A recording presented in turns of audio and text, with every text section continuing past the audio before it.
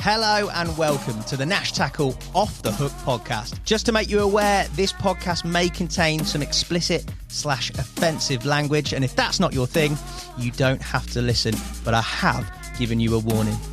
I hope you enjoy the rest of the show. You don't know the half of it, but anyway. I'm skating on the thinnest ice known to man. He said, and they put a poison in the tank that just instantly kills them. He went and we'd run out of it, so we cut their heads off with shovels. Suddenly, bang! The whole boat exploded. Take your sort of 8-inch long piranha and imagine that at 4, 5, maybe 6 feet. I said, I've revived your dead fish. F off, he said. You haven't. That was just humongous. It was... I couldn't believe what I was looking at. I'm just battling this fish out in the pond. I know it's a black man. I'm saying I'll never be a naughty boy again. If you catch fish and you return them to the water, then you are my brother. Martin Bowler, welcome to the Nash podcast. How the devil are you, sir? Fine. Thanks for having me. Don't be, mate, an absolute pleasure to have you in. You have been on the guest hit list, I think, pretty sure, on the point of recording this, I've been here over 2 years now. You have been on the list that I had coming in and sort of inherited.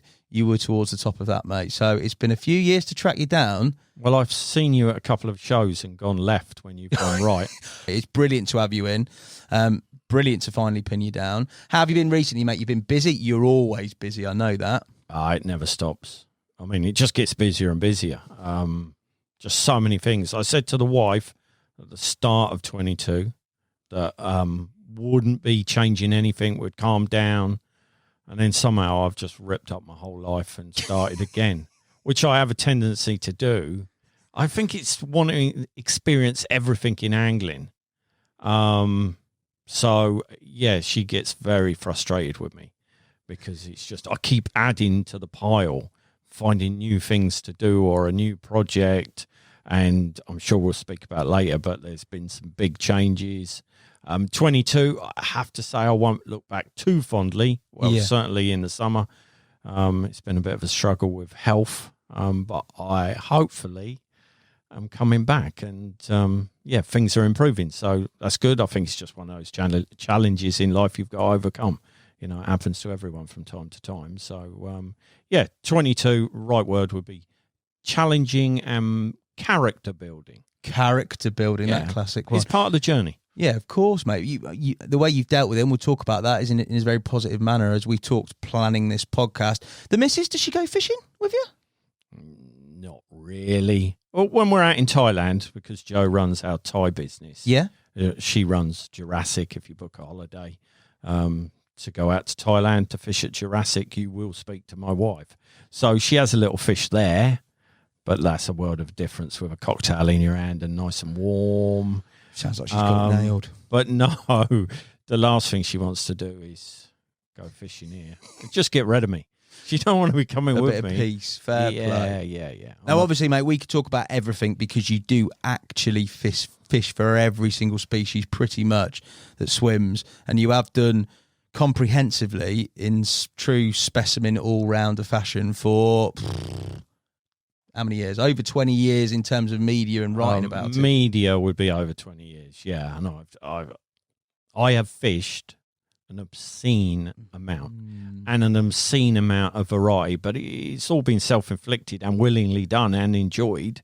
But yeah, I don't think anyone would have fished the British Isles from top to bottom through the species, through the disciplines, game, sea and course like I would. I don't think so. I mean, John Wilson was more abroad.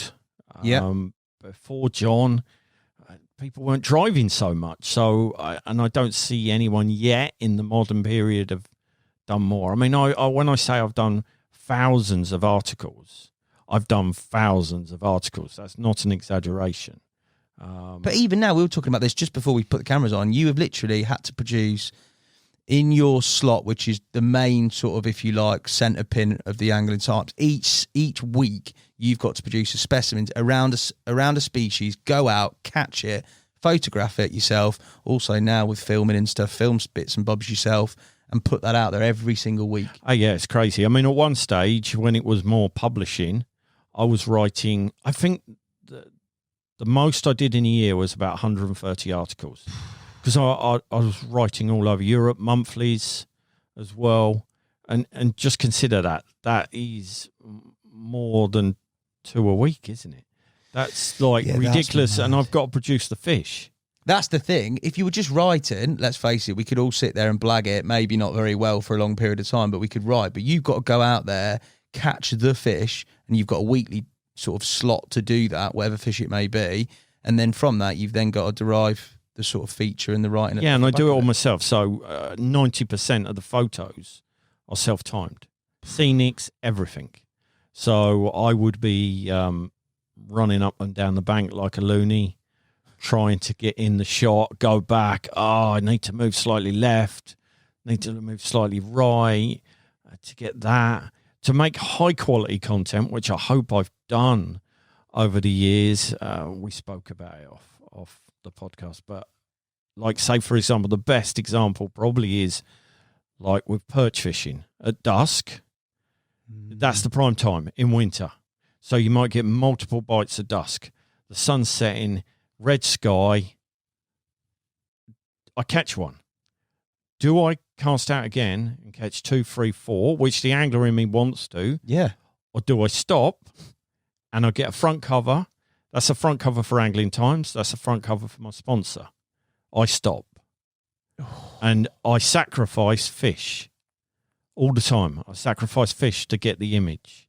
That's the job. That's what I've been paid to do. I treat it that I'm a professional angler, and I truly treat that I'm a professional angler. That doesn't mean I'm a better angler, but I'm paid to portray the sport. Yeah. So if someone's paying me to produce content, then I think that that's the right thing to do. But it is a hard discipline. And now you chuck in the social media world, because, of course, every photo I take, I can't use those photos for a paying customer first on the internet, on social media. I can't do it. So you're having double the workload. Yeah, of course. And because I'm on my own, and probably because I enjoy being on my own, I might be a difficult character maybe to work with. I want it my way and only my way. I think you've earned that, mate, over the years. That suits me. Yeah. So although there's a lot of stress, I like being in control of everything, but it's just got ridiculous now because I've got to do a story. Yeah. So you think, all right, I've got to get a story. I've got to get a high quality still. And now, ideally, you'd get a reel. Well, how the frigging hell do you do all of that? I do, but sometimes. The worst thing about it is I've put huge fish back and I can't remember them. I can't remember them because it's been so fraught to get the photos. Yeah. Like, say, for example, where I can't take a photo because I can't control the situation, a huge shark comes up by the side of the boat. I'm asking someone to take the photo. So the stress is instantly there because the skipper wants the feature in Angling Times. They don't quite comprehend until the article comes out how important the photo is. I can't take that photo because I've got to lean over the boat and grin with the shark. So I'm trusting someone else, and it's such a fraught moment to get everything done. At times, fish have gone back. So I do try, if it's all possible, to have 30 seconds, 1 minute at the end when it's in the water to go, right, this is my moment. Yeah. You know, but I wouldn't like anyone to think that this sounds like hell and I've been tortured for 20-odd years. It's all willingly, and the rewards are massive. But maybe the best way I can describe my life is I'm in heaven, but there's a pane of glass between me and heaven. I can see it, I can look in, but that glass is the camera. Yeah. Because every time the sun's setting, every time it's rising, every time it's beautiful, every time there's a wonderful scene, I'm not sitting there going, oh, this is lovely. I'm going, right, we need to get a picture. I need to get a film. I need to get something. So, but maybe that's the difference between, you don't actually need to be a better angler. You need to be willing to work harder to make that become a professional angler. You know, there's lots of great anglers. I'm not telling you I'm the greatest angler or even one of the best, but I work extremely hard and prioritise work. And that is maybe why I've had an Angling Times column for 20 odd years and write the centre pages. That's some record and some period of time with a weekly deadline. For you, that sort of work fishing balance, if you like, does that detract from the fishing in terms of enjoyment? Or is it a different type of feeling that you get? It's different. I think I've been asked this many times. And yeah, it's different than when I started and had no media pressure. But I still love fishing. I still get a buzz out of going. And also you get double bubble in some ways, because when you go back and you go, wow, I got that picture, I'm going to be able to write a great story. I find that rewarding as well. Okay. So I get rewarded by the fish. I have to lose a bit because I have to acknowledge that is a living creature. We've got limited time with it. I won't put it at risk, but I've got to get my work done. So instantly you're not in just a static fun moment. But then I get rewarded because I get it back. I look at it on my computer or the slide in the past and I go, wow, look at that. And that's lovely. And I like writing, so I'm rewarded by that. So it's different, but I get plenty of pleasure out of fishing. A lot. It's given me everything. It's my life. There's nothing else. Yeah. I mean, I've had a family and I've got a wife and I'm not divorced by a miracle. But there's nothing else. There's been nothing else. And I do, as I've got older, think, you know, I don't go to football with mates or play golf or there's nothing else. It's all consuming. You can't fish for everything that swims and be prepared to fish adequately for everything that swims without the preparation. I mean, that's immense, just the preparation. So it's consumed every part of my life, but that's great because I've loved that. It's taken me just incredible places, meet people around the world, a meeting with David Cameron, live TV, so many things. What was David Cameron like, mate? How did you get to meet David Cameron? Well, what it was in my political phase. I'd say I like to experience everything angling has to offer, and I got talked into getting involved with the Angling Trust. Yep. When they were struggling, and they got some well-known anglers on board, and I was one of them. The press named it the Magnificent Seven, I think the Daft Seven. I'd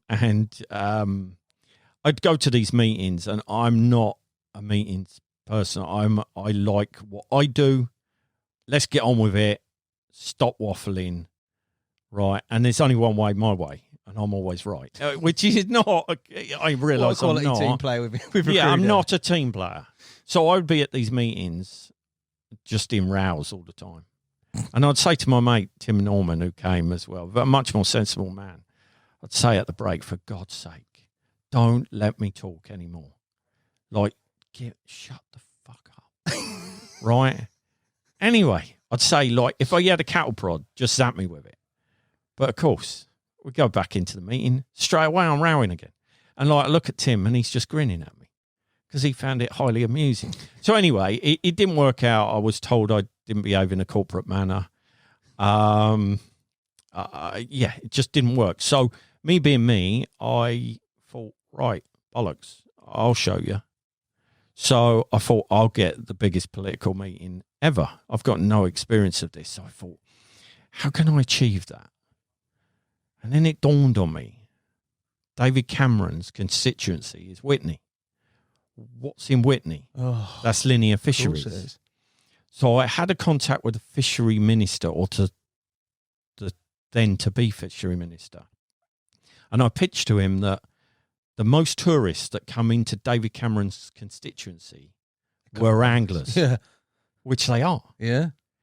And this was what made me really angry when I was having these Angling Trust meetings, because these people couldn't connect the dots. Like, if you've got a deep understanding of angling, then you can connect some dots up. And I felt that was perfect. So that was pitched at David Cameron, and half of it was, I admit, revenge. Yeah, of course. Because I wanted the huggy shot, arm around David Cameron. I'm at the big table. As a bit of a two fingers up. Yeah, not you. But also, it was good for Angling Times. So I worked on it, and I had a meeting arranged, and got scuppered by President Sarkozy. Mine. I can't believe this. He was prioritised over me. I was gutted. Do you know who I am? Well, that's what I thought. What a waste of time. So that meeting got cancelled, and I thought that was it. And then another window opened up. So I went with journalist Steve Partner out of Angling Times, photographer. I went up there. I had long hair then, put a suit on, took my briefcase, went up to Westminster, got the clearance, went in. This was big. What was in the briefcase, mate? There's nothing in that briefcase, is nothing. there? Just look good. Just look good. Some sandwiches. Yeah, nothing. We went in there and I mean, this was a big deal. I don't think anyone's got this. No, that's a before, big deal, mate. But like only because I'd connected the dots and I'd managed to pitch something.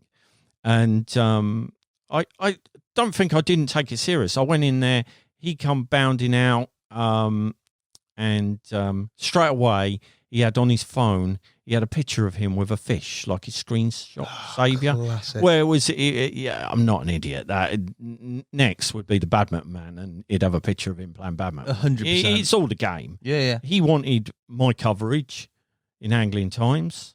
I wanted me and my mate David.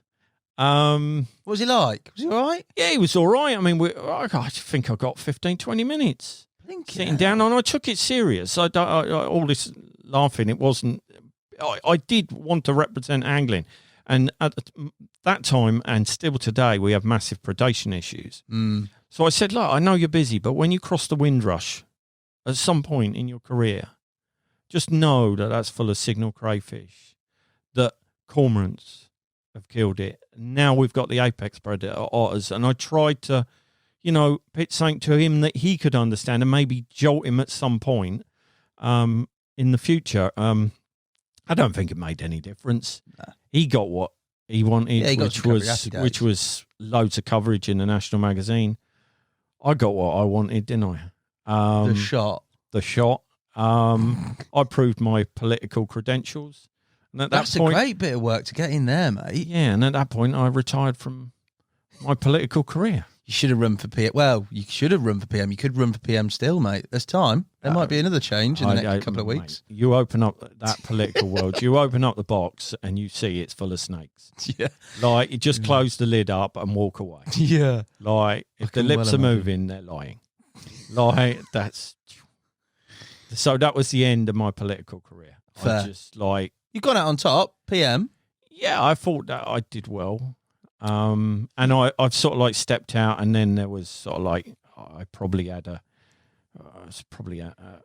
distance with the Angling Trust. But in recent times, Jamie's come on board, Jamie Cook. Yeah. And he seems a nice guy. Yeah. But I could feel myself slipping again because I can't keep my mouth shut. So, recently I've seen the EA want to put up rod licenses for the next 3 years, every year. That, yeah. And then I could see that the Angling Trust are actually on there as part of, it seems, the PR. And I could feel myself going, and I started to put something up on a story. Did you? And then I thought to myself, I did a poll, and then I thought, just shut up. Bowler loves a bite. There you go. I didn't realise, mate. No, but if I feel that something is, and I've not spoke to Jamie about it, and there might be a justified reason for it. But if I see an injustice for angling, I think we've got a debate series of podcasts that you and Ollie Davis look like you need to just have your own bit of a sofa. I try to live a very peaceful, quiet life, but I bite, I'm trying to learn. Instead of following it too far, I just will back off. Ultimately, what I've come to learn is those rises are coming. We're all going to pay those rises. I can shout and scream, and really, the only person it's going to frustrate and upset is me. And I learned that in the process, like when there was John Wilson there, Danny Fairbrass, Keith Arthur. We were all there, and we all have different opinions and views, but ultimately I think everything seems to be set in stone, and it is what it is. It is what it is, and look, just go fishing, Martin. Shut up. Yeah. So I nearly came back to politics and started ranting, and I backed off. And I'm sure, like I say, I've met Jamie. I've done an Angling Times article on him, and he seems a nice guy. What I like is fundamentally he is an angler. Yeah, totally. So I can cope with that. I don't have to agree with him, and he doesn't have to agree with me. But if I sense there's a love of angling, then I can cope with it. Yeah.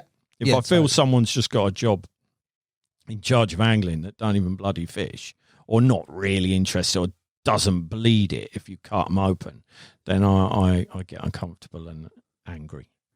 The bite comes. The bite comes. We get, in terms of you and your fishing. Now, I remember you said earlier in the podcast about being an all-rounder, fishing for everything, up and down the British Isles, coarse, game, sea, carp, whatever, anything. That whole all-rounder, and I remember very much at sort of when I was coming up, looking at a lot of your content, you being labelled as the sort of youngest all-rounder, and now probably the most sort of prolific all-rounder.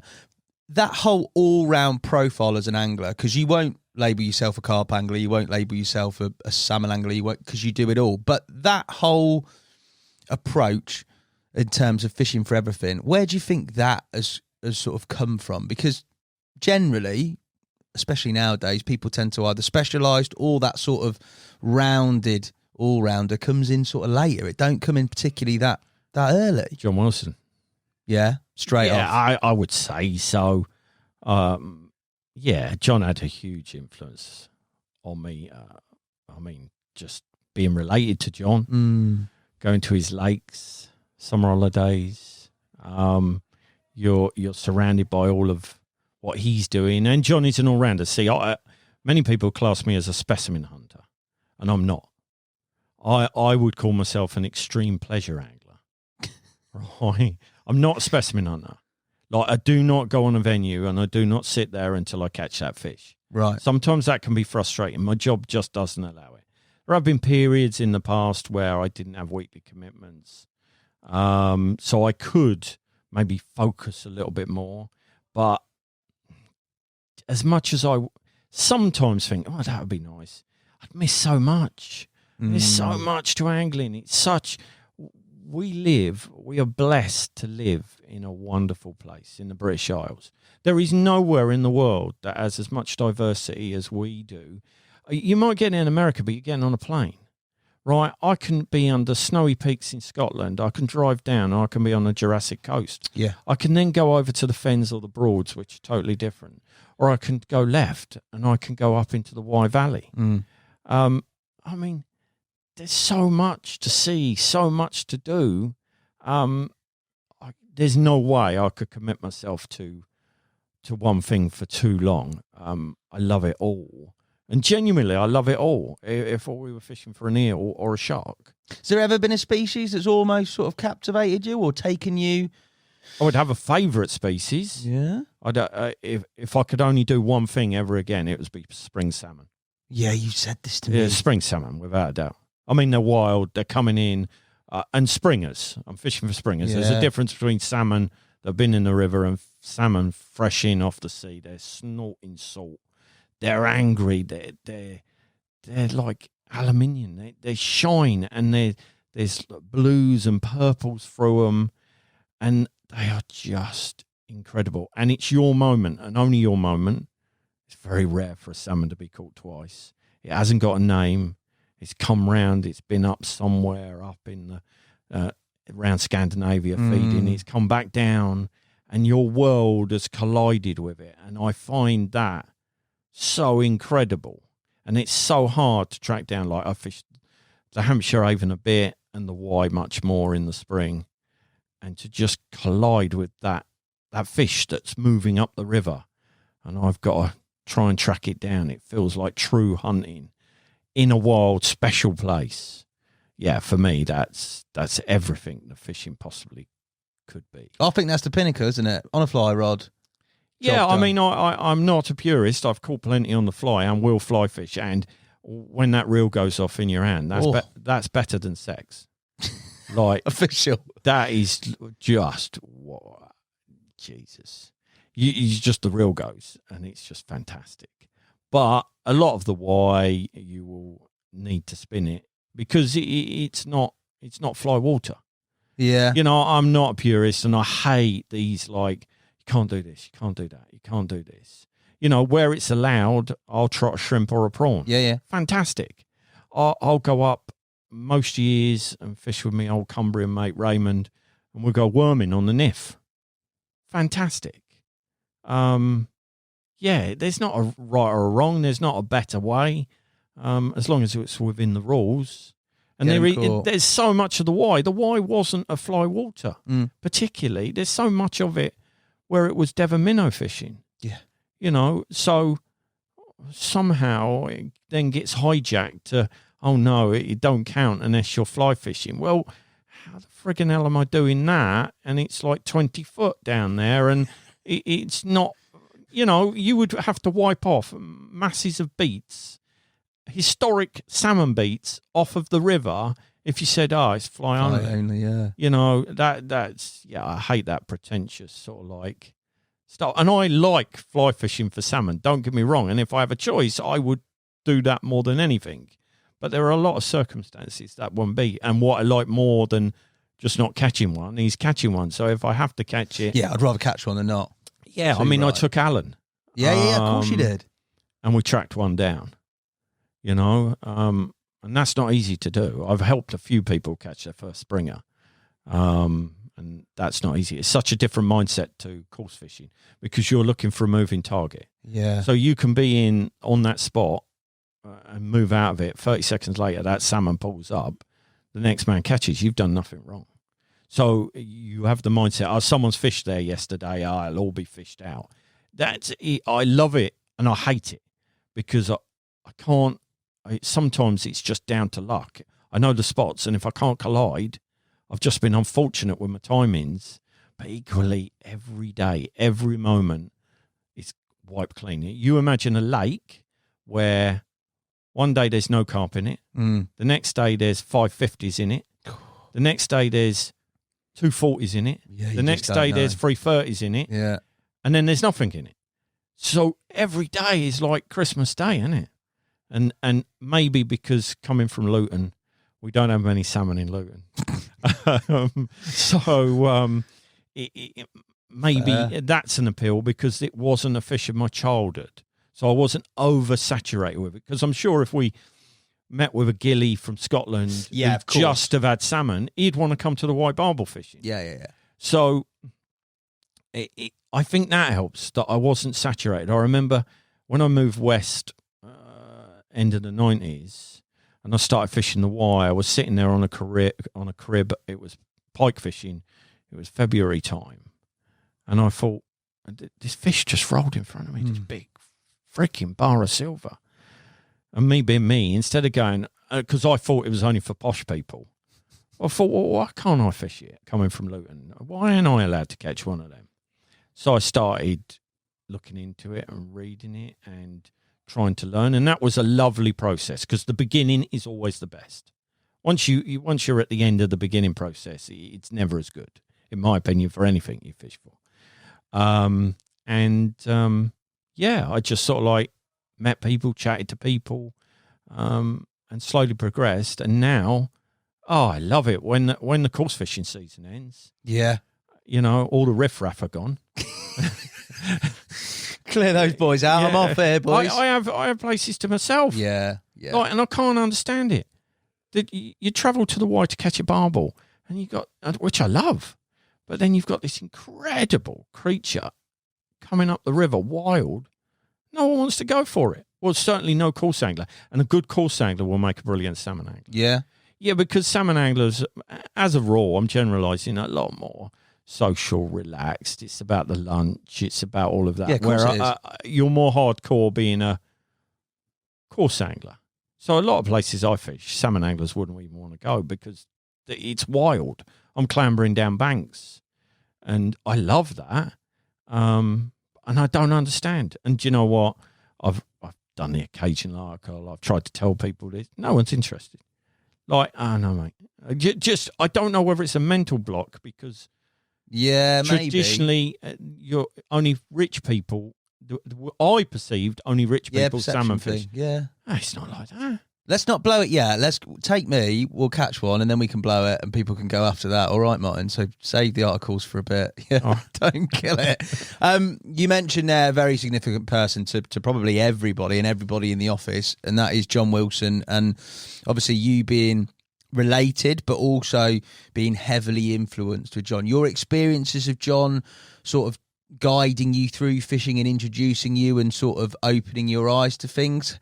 How was that? Was he very much that sort of archetypal, older, poignant fishing figure for you throughout the whole course of things, or not?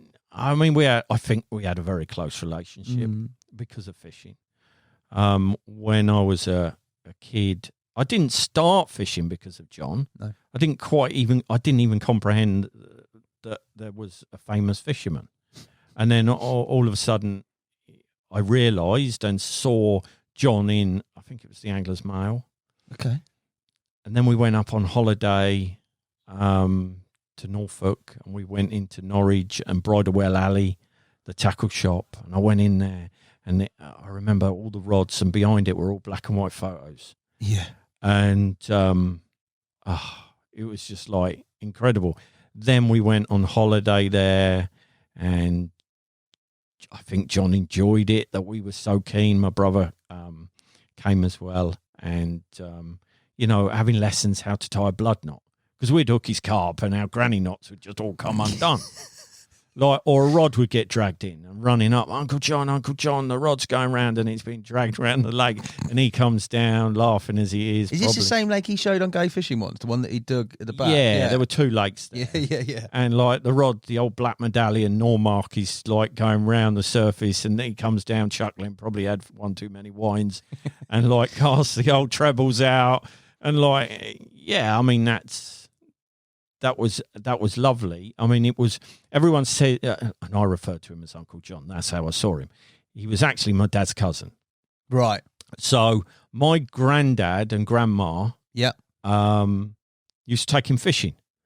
So they used to take him down on the River Lee, and he always used to tell me, because he would go down there with them, Joe and Ethel, and he would be stalking with worms or cheese paste. And my granddad, that's not proper fishing. If you ain't got a float and you're not trotting, that's fishing. Yeah. Like, just spotting fish and casting at them, that's cheating. Like, so there is sort of like that family connection. My granddad, grandma used to take him, and I always said to John, it's come back. It went to the Wilsons momentarily, but now it's back in the rightful place, the angling with the bowlers. So, but I saw him, my dad and him. If you look at his 50 years of fisherman, there's a picture of my dad and him at Southend Pier. No doubt they were out on the town. So I saw him as Uncle John, and that was encouragement to keep fishing. But then there was a lot of angling just in me. When I was a little kid, all I wanted to do was go down streams and just with a net. Yeah. And get little, sticklebacks, minnows, things like that. I could spend all day doing that. I mean, all day I'd be entertained. And then, like I say, when I started fishing, it was really because mates were going fishing and stuff. My granddad, who had passed away then, he had some old tackles. So he'd go in there and find a porcupine quill. And I had this little green rod with a white handle. It was awful. A centerpin reel, and I still to this day, 2BB onion float, Grove Church, put it out there, maggot, and I could see that float sinking away. Yeah. Gudgeon. And it never, ever got better than that moment. Never. No matter what, no. There's one fish that is close and maybe as good, and that was my first carp. But that gudgeon, that world I could connect to. So I had the angler in me before I met with John, and we had a relationship. And I think we sort of like, in my teenage years, I didn't see John so much because I was always fishing, but you're out with your mates. Yeah, of course. You're trying to get a girlfriend. You're going to the Luton nightclubs. The Luton scene. Yeah. What's the Luton scene like, Martin? Shocking. Shocking. You know, I had my perm, and, you know. You did have long hair, didn't you, mate? Long hair, perm then. So I had to go in the hairdressers, have rollers put in. No. Yeah, but it was fashion. It was fashion. Women loved it. It was a strong look, wasn't it? Yeah, bold move. And, yeah, so I was being, anyone would be at that age. But I was always fishing. I never stopped fishing. But I wasn't so connected with John. And then out the blue, he contacted me for a Go Fishing series because I'd been catching some huge rudd out of Elstow. Oh, yes. And he'd seen me with some barbel. So it must have been at the time when I started to put fish in the magazine. And he does a scene where I think he catches his personal best rudd at Elstow. It's Elstow. So I teed that up and I was there, helped him. And then sort of like the bond really started even closer then because I was moving into more journalism and, you know, that side of angling. And so we would talk and he used to come down and sorted him out with when we used to catch the massive perch off the ooze. Yes. So I helped him get a ticket for that. And so it would be more of a case John came to my fishing than I would go to John's fishing. Because he's making programs. You're the sort of... He was making programs, but also his own pleasure. He would come down for those perch. Oh, right, cool. That was like the heyday there. Yeah. I mean, you were catching multiple 3s and 4s. Fantastic fishing. So our relationship got closer and closer and closer. And then obviously he went to Thailand in 2013. Was it 2013? 2013 he went to Thailand, and I thought that was it. I wouldn't see, but, you know, the world's strange, isn't it? He called me up and said, look, do you want to come over to Thailand and do an Angling Times feature? Some friends of mine. And, John, not really my cup of tea. Bit like Alan was with me when I tried to get Alan Blair to come to Thailand. Did he say it's not his cup of tea? Yeah, I don't think first he was really keen. And then John said, well, look, bring Jo, my wife.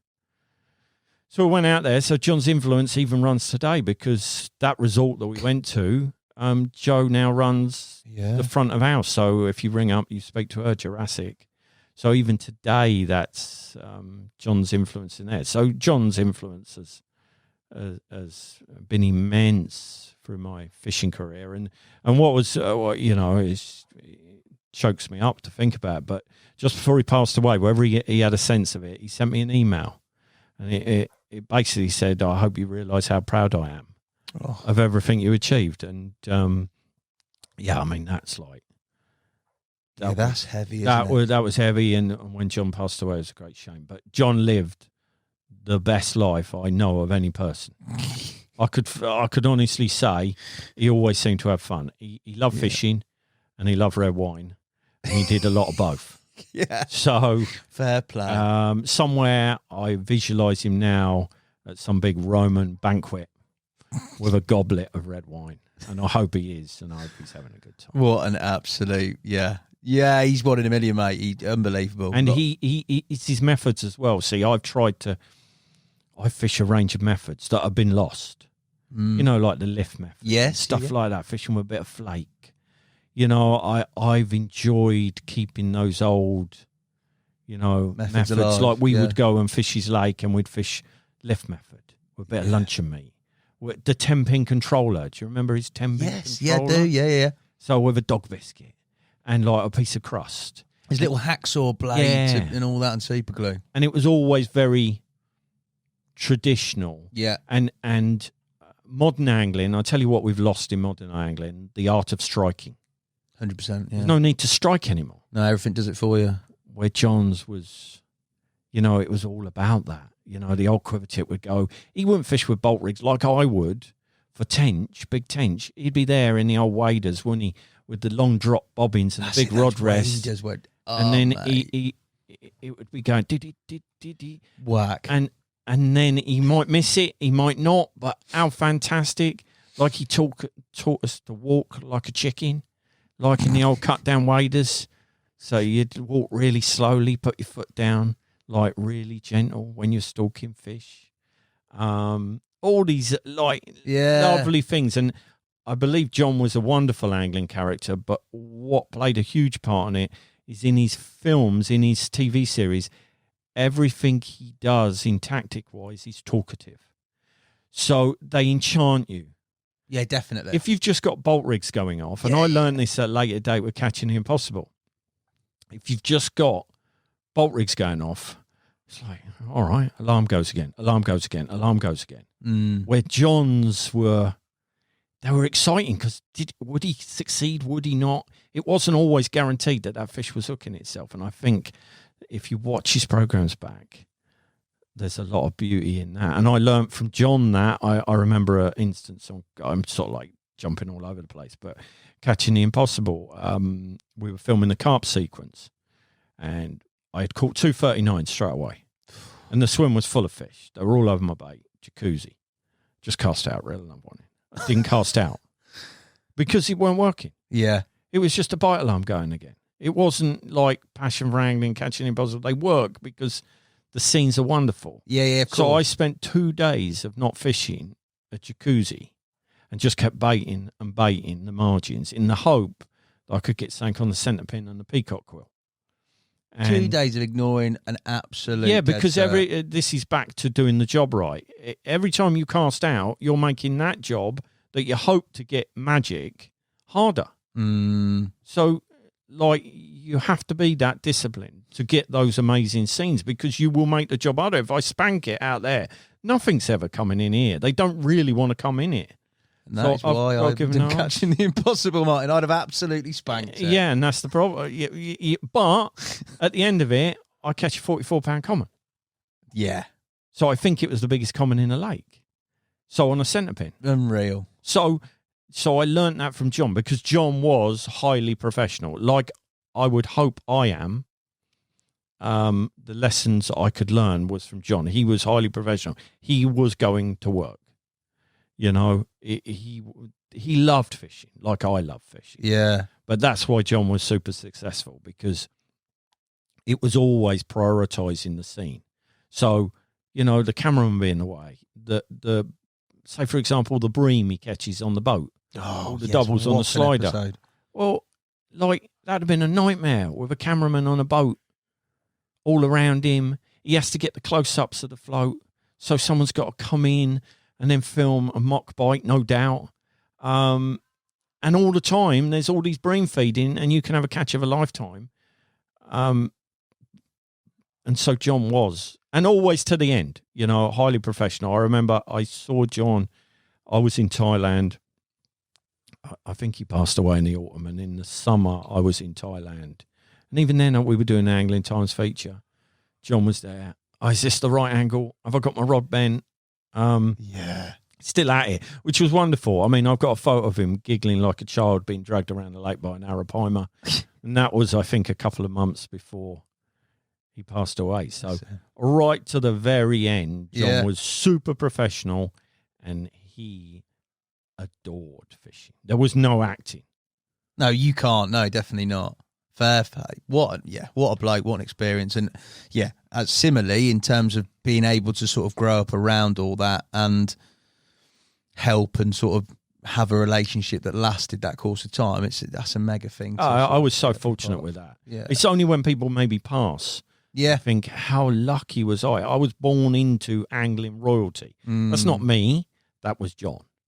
You know, there is the greatest angler of all time, certainly in the British Isles, that would go down as, if everyone put everything in a pot, it's very hard to say the best, but the most famous, the most revered. Oh, yeah. It would be John Wilson. There's no doubt about it. And I got to spend a lot of time and a lot of banter. It was always a competition. So he'd call me Super Kid, right? And he was 60s ace. And he was highly competitive. So he always wanted to beat me. Yeah, I bet. Always. So it was like, and I wasn't as competitive as John, but it was, let's have a match. Let's have a match. Like, and I'm so pleased that our last fishing trip, the 60s Ace won. Yeah. You know, because then he was there with his wine, giving it to me. Super kid, you lost it. Like in the evening. And I didn't mind dishing it out to him occasionally. That's all part and parcel. Yeah. There was a, you know, I was so blessed to know John as the person, as the angler. He was just Uncle John. Like many famous anglers, I know that people would go, wow, they're just mates, you know, and that's, I've been so lucky, you know. Well, we'll touch on all that and your TV bits and stuff in due course, but where I wanted to sort of angle, you see what I've done there? The chat was around carp. Obviously, carp fishing podcast, you catch absolutely everything. But for you, carp fishing, what I'm interested in is obviously some significant chapters in your sort of carp fishing, but you said there was, apart from that first gudgeon where the float slid under and you've got that etched in your memory, you said your first carp was almost a significant feeling. I mean, the first carp was, well, I remember that as well. I think I'd pinched my granddad's split cane rod, cycled down the canal with a group of mates, maybe my brother, I can't remember that, but I can remember it was really hot and I was sunburned. You know, it's just a kid. I don't know what it was, 11, 12. I don't know. And split cane rod, and I had a gold hook, and I put on some sweet corn because it seemed apt with the gold hook. I threw it out and just, as normal, just sit there, nothing happens. I didn't have a clue. And all of a sudden, it's going up the towpath. And I'm in hot pursuit of Granddad's rod. Grab it, play this fish. It's massive. It's like, what the hell is this? A whale. It's going up and down. It comes up, the boils. It's just immense. And like, as a child, I can't believe what is happening. I get in the net. The angels have taken me. I've got wings. Like cycling home that night, it was a long old journey uphill. I can't remember that. It was just incredible. I just flew home because I'd had my first carp out the Grand Union Canal. Out the Grand Union Canal. And no carp has ever done that to me, ever. And it probably weighed 2 pounds, but it was immense. Like, and that's, I hate to sound like an old fart, but the learning process there was so more naive, so slow, but I wouldn't swap it. No. It was so wonderful because of the struggles, the not having a clue. Yeah. Like, I didn't have a clue. What's underneath the surface? I can remember going to a place, my mum used to do craft fairs and Woburn Safari Park. Oh, yeah. And so before it opened, we were round the ponds. And there were all these pet carp, no doubt. I think it was an early Alan Blair there. And I remember that I couldn't put my line in the water. I'd sort of like taken some line. I think it was a hand line or something. I was going to drag one out on. I was too scared. Like, too scared. It dragged me in. And like, just so naive. And like, you'd read the fishing books. The old fishing books, the smell of them, the musky smell of it. Even today, if I find an old fishing book, the first thing I do is sniff it.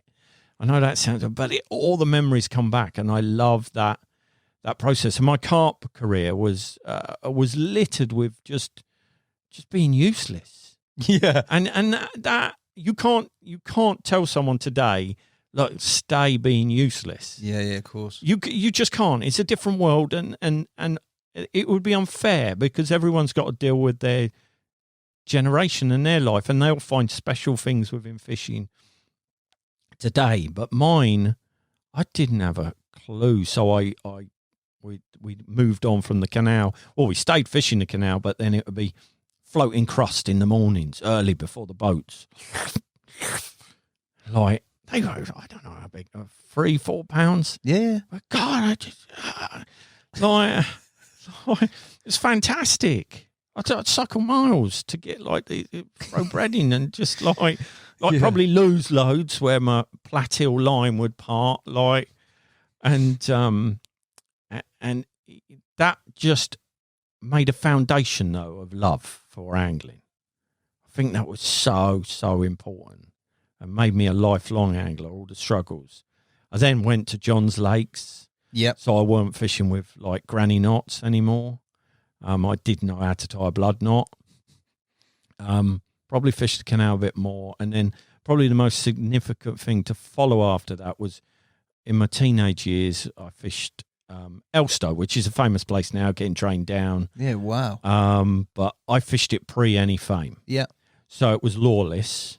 So it was just full of very weird people. Right, carp fishing was an attraction.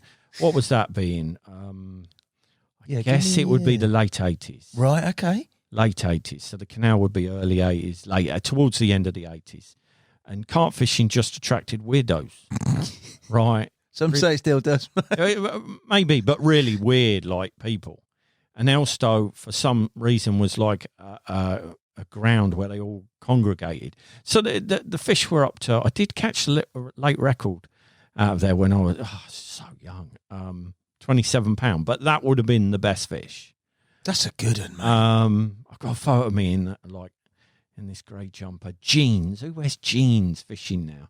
Jeans. And I've got it like that. You've given me some quality Elstow photos. I'll put them up. And but it was we were big carp anglers. And I went with, I've got mates today that I fished Elstow with. Yeah? Like, yeah, deep sort of like bond from that. Like, the most famous is Ronnie, the most famous carp angler in the land, but no one knows. Yeah. Ronnie Rigg. Yeah. That is Rigg, scaffolding rig.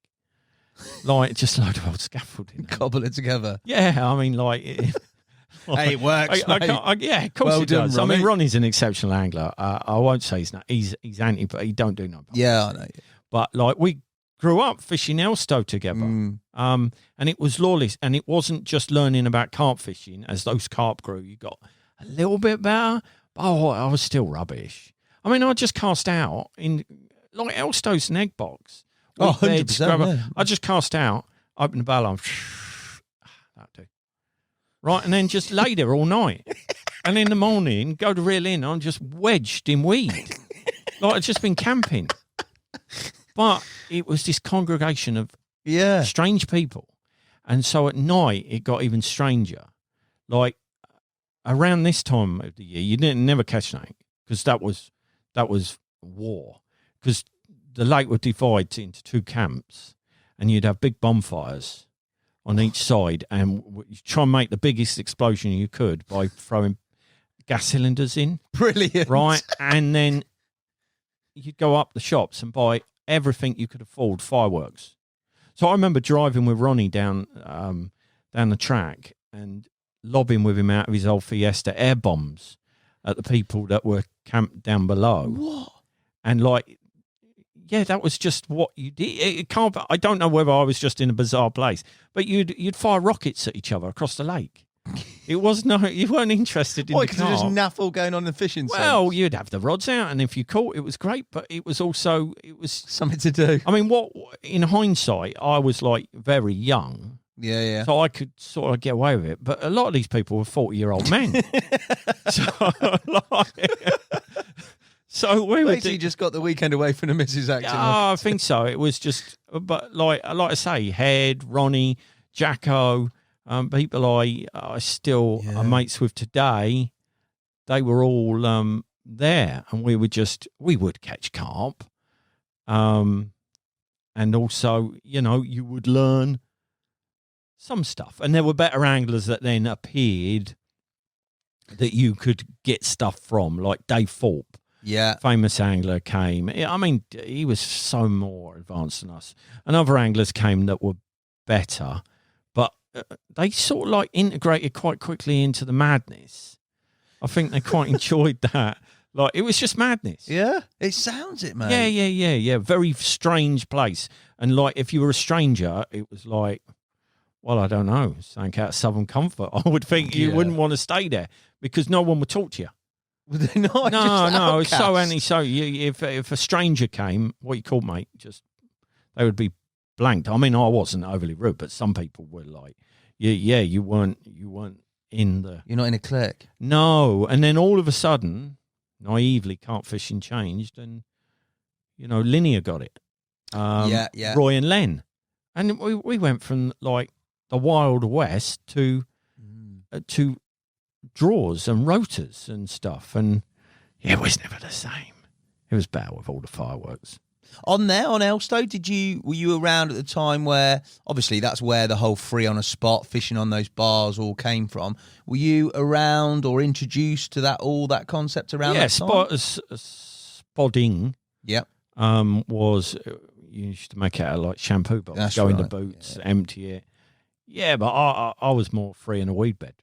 Like Free in a weed bed, boy.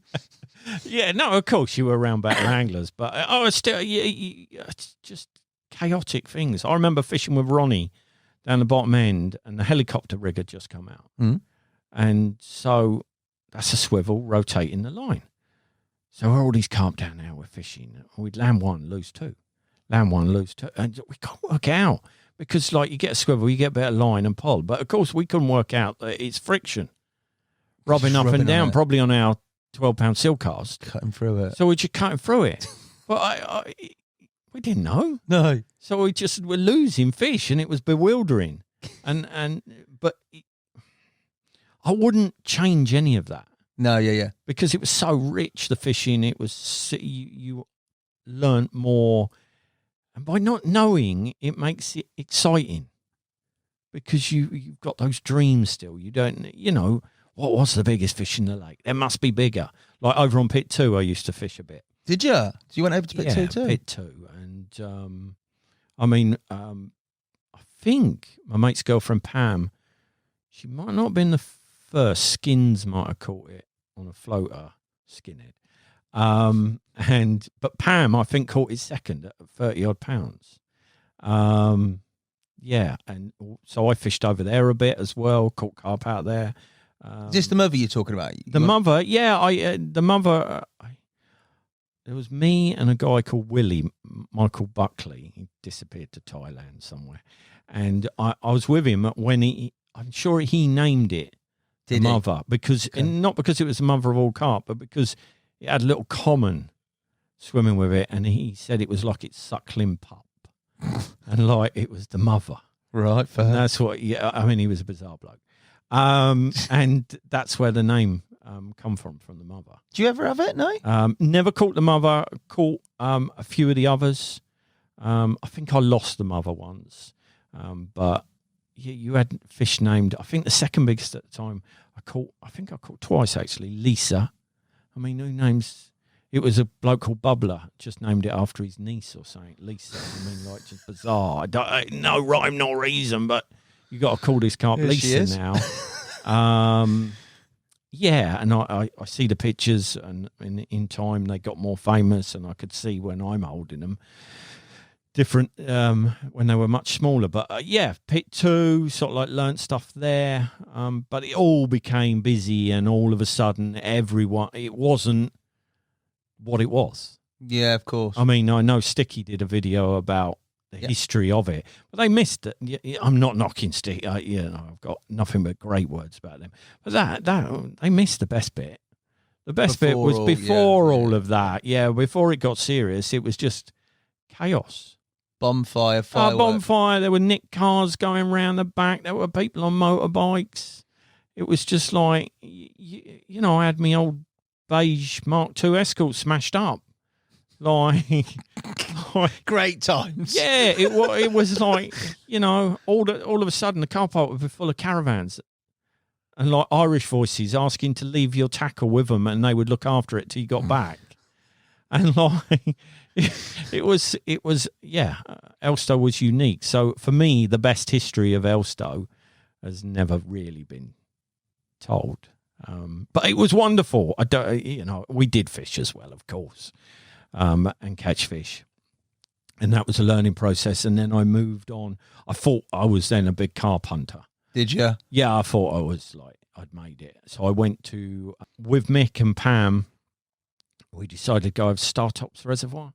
The odd bream angler had caught a carp, but no one intentionally, I don't believe, had carp fished or caught a carp. So we went over there and sort of they were probably like £15 swimming around the commons, but in your mind they were like 35, 40s. And so I fished on there, and that was good times. We had a good laugh there. Again, just being an idiot, but I did manage to catch the first carp out of there, to actually try him for him, and lots of other species at the same time. But yeah, we went over there. That was my big carp episode, and I didn't catch him bigger than like mid-20s, and was there bigger at the time? Maybe. I mean, there's much bigger since. I think it might have done a 50-pounder. It's definitely done 40-pounders. But at that time, no one had carp fished it, so that was great. Again, there were still places that had the unknown.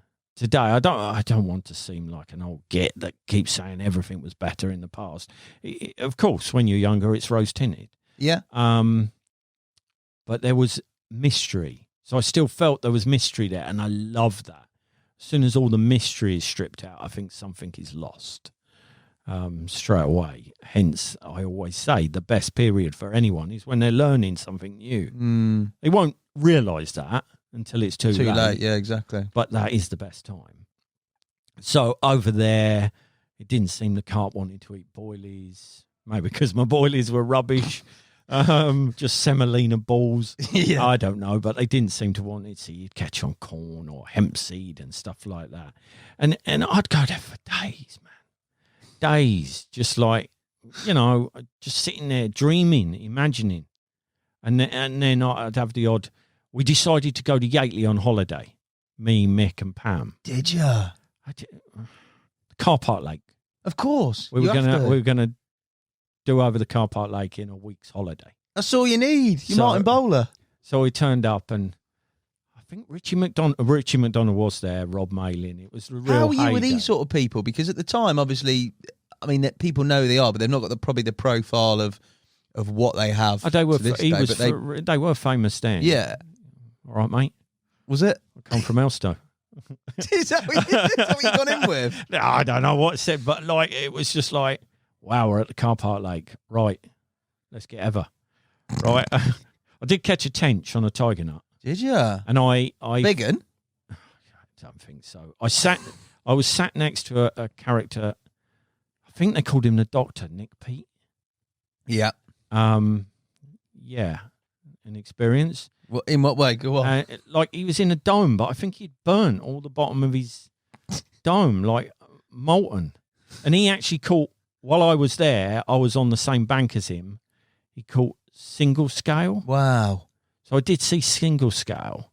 That's mega to see one, isn't it? And he was with single scale, and Richie McDonald come round with the posse, and he was orchestrating it all. And I'm like a kid, watching all this. I presume Yateley history in front of me. Yeah. And I'm like flipping egg. And then I remember this, and I'm sure I was stitched. I had a bucket of particle. And you weren't allowed boats on there, but the bloke next to me had a boat down the Blackwater. Do you want me to put your bait out for you? And I swear he never put it where I told him. He went around the corner and just threw it. Just get rid of me. So that was holiday to Yateley. So I caught a tench. And lived the experience, you know. Yeah. But that's the stupid things you do. Like in the close season, we would drive around as soon as we got a car, but we were only 17, 18.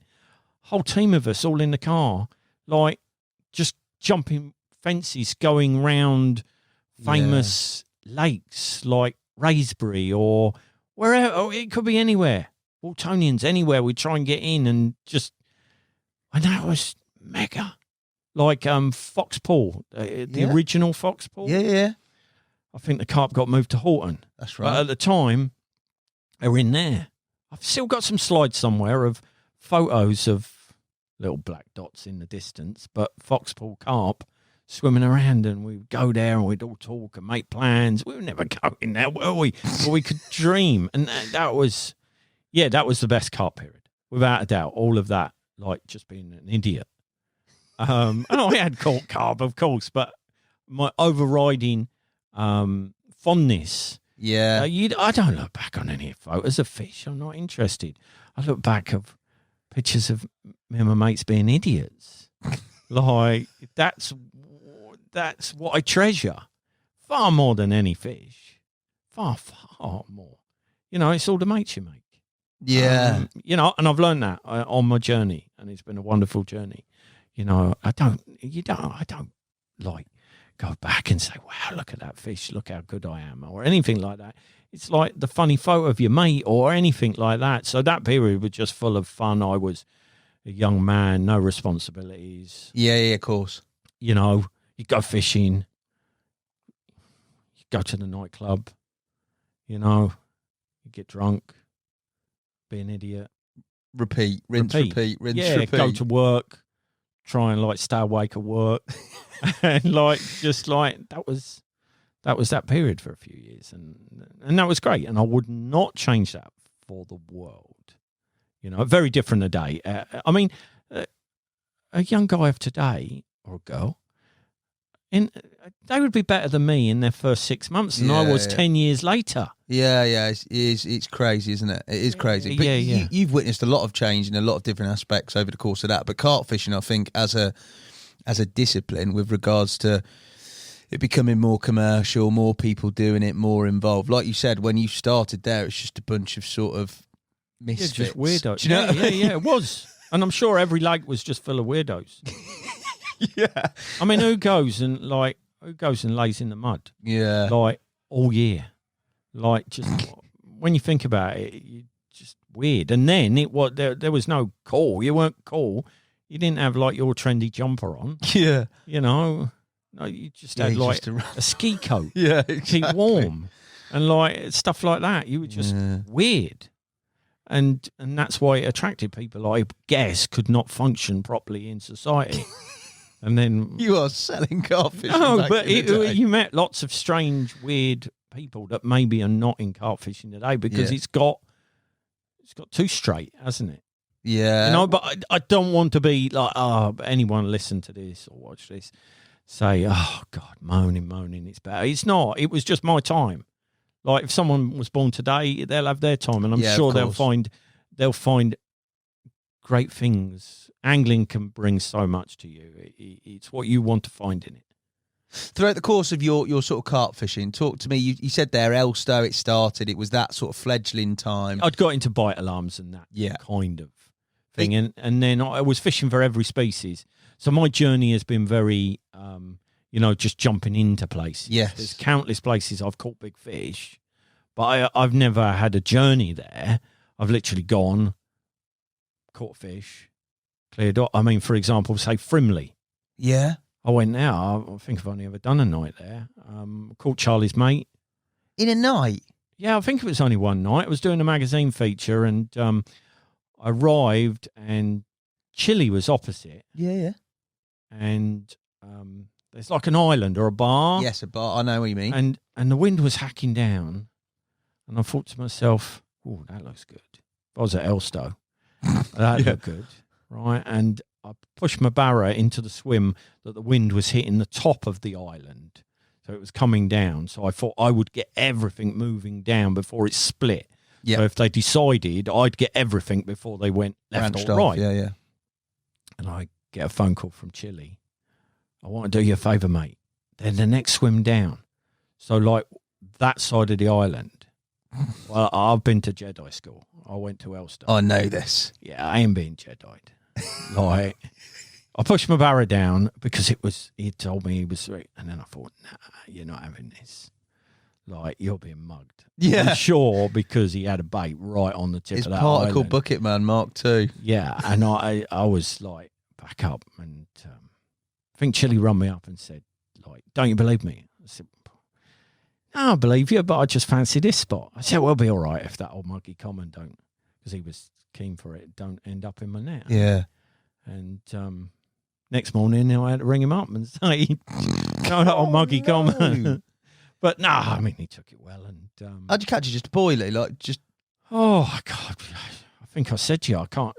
I listen to these podcasts and everyone recounts word for word, the minute, the bite. Well, I got photos of fish I don't even know that I've caught. You can't believe. Yeah. I think it was on Maggers. Was it? I think it was on Maggers. But anyway, Charlie's mate. But that's sort of like, I say that because I never went back. That was feature done. Woburn Safari Park.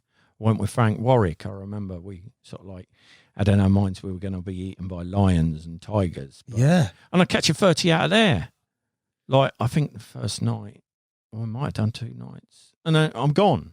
So a lot of my carp fishing, I've been fortunate then to experience loads and loads of venues. I would guess, though, there have been 1 or 2 moving west, opened up and working perhaps for Drennan's, the Oxfordshire area. Yeah, of course. I fished the Estate Lake. Yeah, that looks mate, what a lake that looks. Yeah, I caught plenty of fish out there, but I never really did. I mean, don't get me wrong, it's nice, but it never really did the same as it did for other people. No? I fished nicer estate lakes than that. Have you? Yeah, but I mean, a nice place. That always strikes me as well with your sort of carp fishing that I've seen or the features that I've seen. It's always been quite picturesque, nice sort of places in terms of they're not sort of necessarily commercial and how you would see a more commercial type venue. They are sort of your quintessentially. Yeah, I mean, beautiful. I fished linear before, and mainly for tench, more for tench. But I did catch plenty of carp out there, but just too busy for me now. Yeah. But those pits in and around that area, Dixie's Pit, Big S, that would be the Big same S, place. yeah. Big S, I fished there a little bit, more so just sort of like wandering around. I tench fished it a bit, but then stalking for carp. I caught a few out there. The big common I caught, I remember finishing filming on the estate lake with Bernard and Hugh.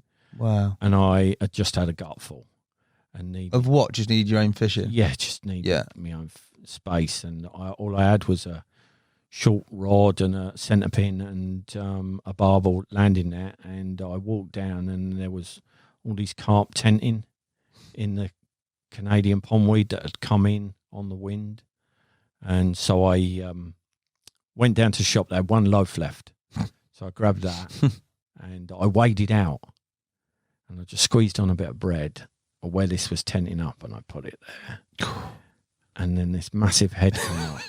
And on top of its head was my bread. So its lips are going. It can sense there's food there.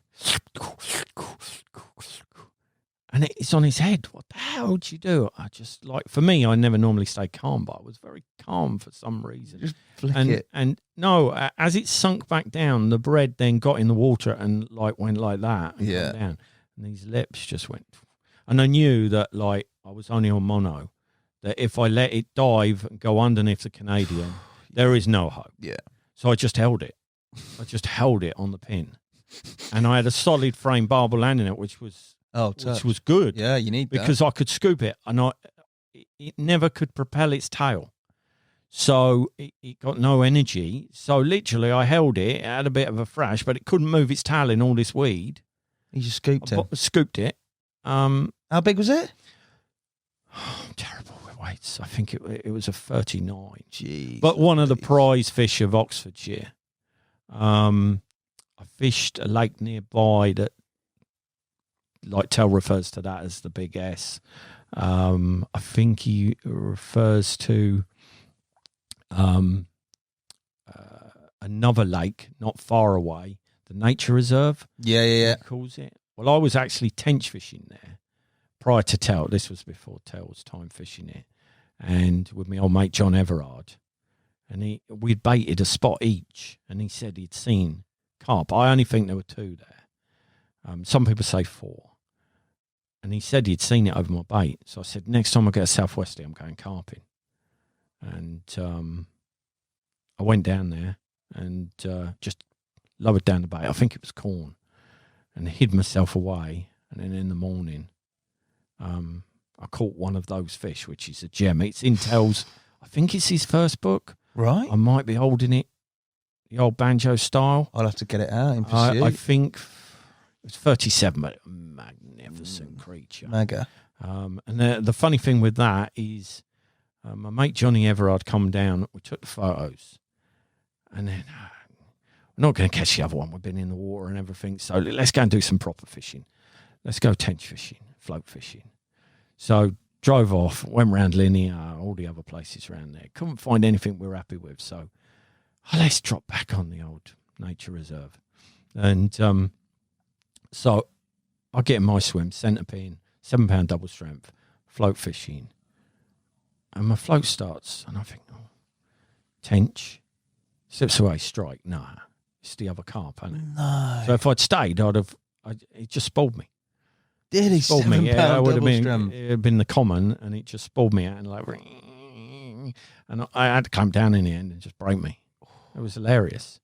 It was just so amusing. What a brace that'd be, mate. Yeah, but I hooked it, float fishing. So out of me being, come on, let's go and do something else, should have stayed there carping. But I didn't, and that's, the fish won. I won one. It won one. Fair enough. I fished another place in that area, a big sort of like jet ski place. And I actually put a bit of effort into that. It was days only, and I was tenching on there. And there was only 2 or 3 members. And I finally was given permission to stay overnight. Right. And I said, what time do I need to reel in? Because I work always, I try never to break a rule. I've had great access by asking people, being polite. Yep. I don't go poaching. What anyone else does, that's fine. But that's how I've done it. Try and build up a great name and always be doing the right thing. And it's opened as many doors as probably the other way round. Yeah, fair play. And I said, what time do you want me to reel in? And genuinely, I'd reel in. He said, no, you can fish all night if you want. So bingo, I could fish for the carp. Because I knew there was some carp there. You'd Rare. seen them, had you? I don't know if I'd seen them at that stage because we're only talking a handful in a huge expanse of water. But I know some good ones have been caught by the caravanners in the past. Right. But since then, there had been the massive floods that happened. I forget which year. But I was assured they didn't escape. But I think subsequently, I'm pretty sure they did. But there was still some left. So that was great because the gardener, sort of like maintenance man, he would bait up for me every couple of days. And then I would drive down there, I'd do the night, and then go off doing my work, my day job, which was angling times fishing for other species.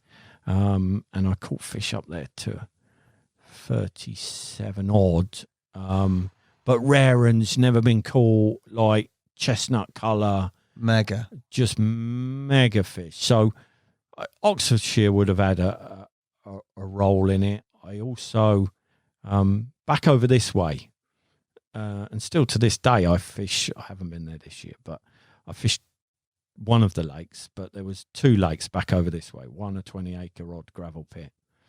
And that was just incredible. Unfortunately, the stock died. It's been restocked, but my journey's at an end there. I mean, they were proper carp. I mean, I'm not. What do you mean when you say proper carp? Proper, like grey, breeze blocks, hardtail, maybe a bit of starburst. I'm not overly with commons and fully scaled. You're not a bit. Yeah. They're aquarium. Yeah, you're not. They're not a bit. I don't mind. I don't mind one in a lake, but I don't want loads. No. For me, the old bald. Like the Elstow bold, Elstow Bedfordshire carp for me, and understandably because that was my youth. Levers, like there was a lever in Elstow, Marvin Hagler, and they're just levers and those kind of mirrors. Well, this had these kind of mirrors. It did have some big commons, and in fairness, some lovely scaly fish, but it was these breeze blocks. And I fished there for years. I was very sort of like privileged. Again, it was a process of being granted permission, always respecting the owner, always trying to, not just go there and just like fish and clear off, go and spend time, take a box of chocolates, say thank you, because I was grateful that they would let me fish there. Yeah, of course. It had a unique stock of fish. It was under the radar. I met friends there that I'm friends with still today. And you could go there and you had this gravel pit all to yourself or with your mate with big uns. I mean big uns. And I caught them in the end up to 59. Gee, I remember that £59. Yeah, mate. and I mean, I don't think, not me get the credit in the carp world, but that fish never got any credit. I don't know how that fish didn't get any credit. It was as if, like, that What was... year was that 59, mate? Oh, I guess about 5 years ago, 6 years ago. Yeah. I for some reason, it was like, because it was off the radar and he didn't have a name, I'm sure if it was called Big Bollocks and I had sat there for like 3 years and could invent some farcical story about how I tracked it down, it would have more credence. But for some reason, he didn't. And not for my sake, for the fish. That's incredible for the area it came from. That is massive. For truly a grown-on fish in its environment, it just got big. It didn't get fished overly a lot. It didn't get huge amounts of bait. Incredible creature. And there were backup fish as well. So it was very hard not to go and visit there for a few days. But even then, I was only going 3 or 4 times a year maximum. Really? Yeah, Were you keeping bait going in the interim? No. I'd keep it if one of the lads that I knew who could or had access to fished it. They would tell me what was going on. But when I'd finished there after 3 or 4 days, I was pleased to go. I loved going, but I want to go and do something else. There's so much to experience. Yeah, I don't want to keep unwrapping the same Christmas present. Good analogy. Fair play. That 59 pounder. How did that sort of capture come to be? Was it a case of moving on to a fish? Was it going to an established area? It was in the spring. Yeah. And there were 2 lads fishing. They were due to leave. And my mate who lived much more local, he had been down there and he sort of like knew the areas they were. Okay. It was a real team effort. And we sort of like picked these 2 areas, waited for the guy to leave. One where I was going, someone was fishing. Waited for him to leave, and I put out, literally just wanged out a pink pop-up.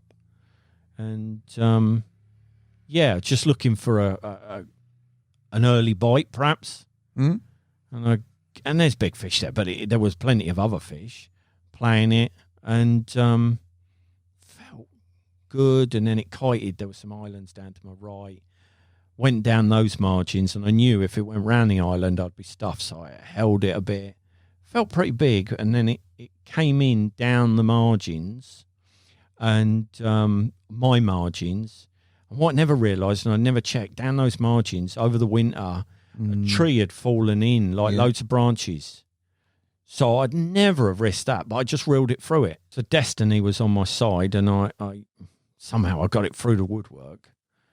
And it came up in front of me, and I thought, oh, that's nice. It's one of them lovely, like, grey fish, beautiful. And it come up, and oh, good and 40 perhaps. Anyway, I could waffle on for ages about the fight, but I bundled it in the net, didn't I? And, even then, it never crossed my mind. I don't know why.